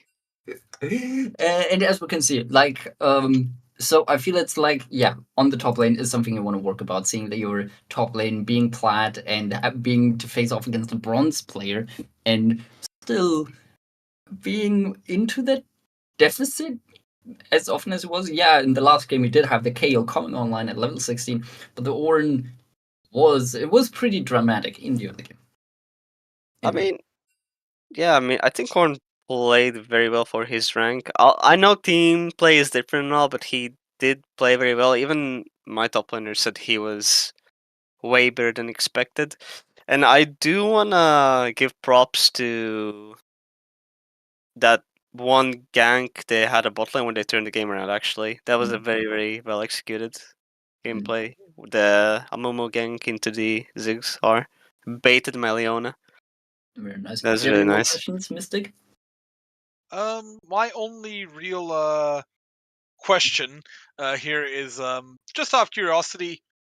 Next week you'll be playing Kitchen Gaming. They themselves haven't played yet, but just out of curiosity, have you prepared for that match at all, or have you looked at it, or how are you feeling after seeing your team perform in week 1? Well, now I have. I mean, I had trust in them after the Flex games. You know, they were having a really good time. I had nothing to worry about. And I did say, you know, there's gonna be reviewing after an official game because it's different. But especially when they won, you know, it should be good. I know what I need to go through with them, and about the other teams, I don't even know who's playing honestly. So I'll find out next week before our game. Okay, fair enough. I pulled out the OPGGs like I think yesterday or today. I don't even know. I was like, I know what we need to ban. Well, that's really the only question I had. I don't know if you have anything else you'd like to ask here, Draken. Well, you already covered the last question I had was essentially how they feel going into the next match next week. Other than that, but we already covered this one now. So other than that, no, not really. I'm pretty satisfied, and yeah, I think that was it. I'm sure they're feeling confident. Yes, was Peg one of the most favorite teams in this tournament by any chance? Judging by all these names, or am I missing a meme? Peg is one of the two teams who's been in the tournament in every single tournament, I should say. So they're like kind of the favorites. I mean, they're the fan favorites at least. Ah, okay. Yeah, they're pretty much the fan favorites here. Point wise, if I remember correctly, they're around 5th. Okay. With you guys being, I think it was 3rd. Just to put in a bit of perspective.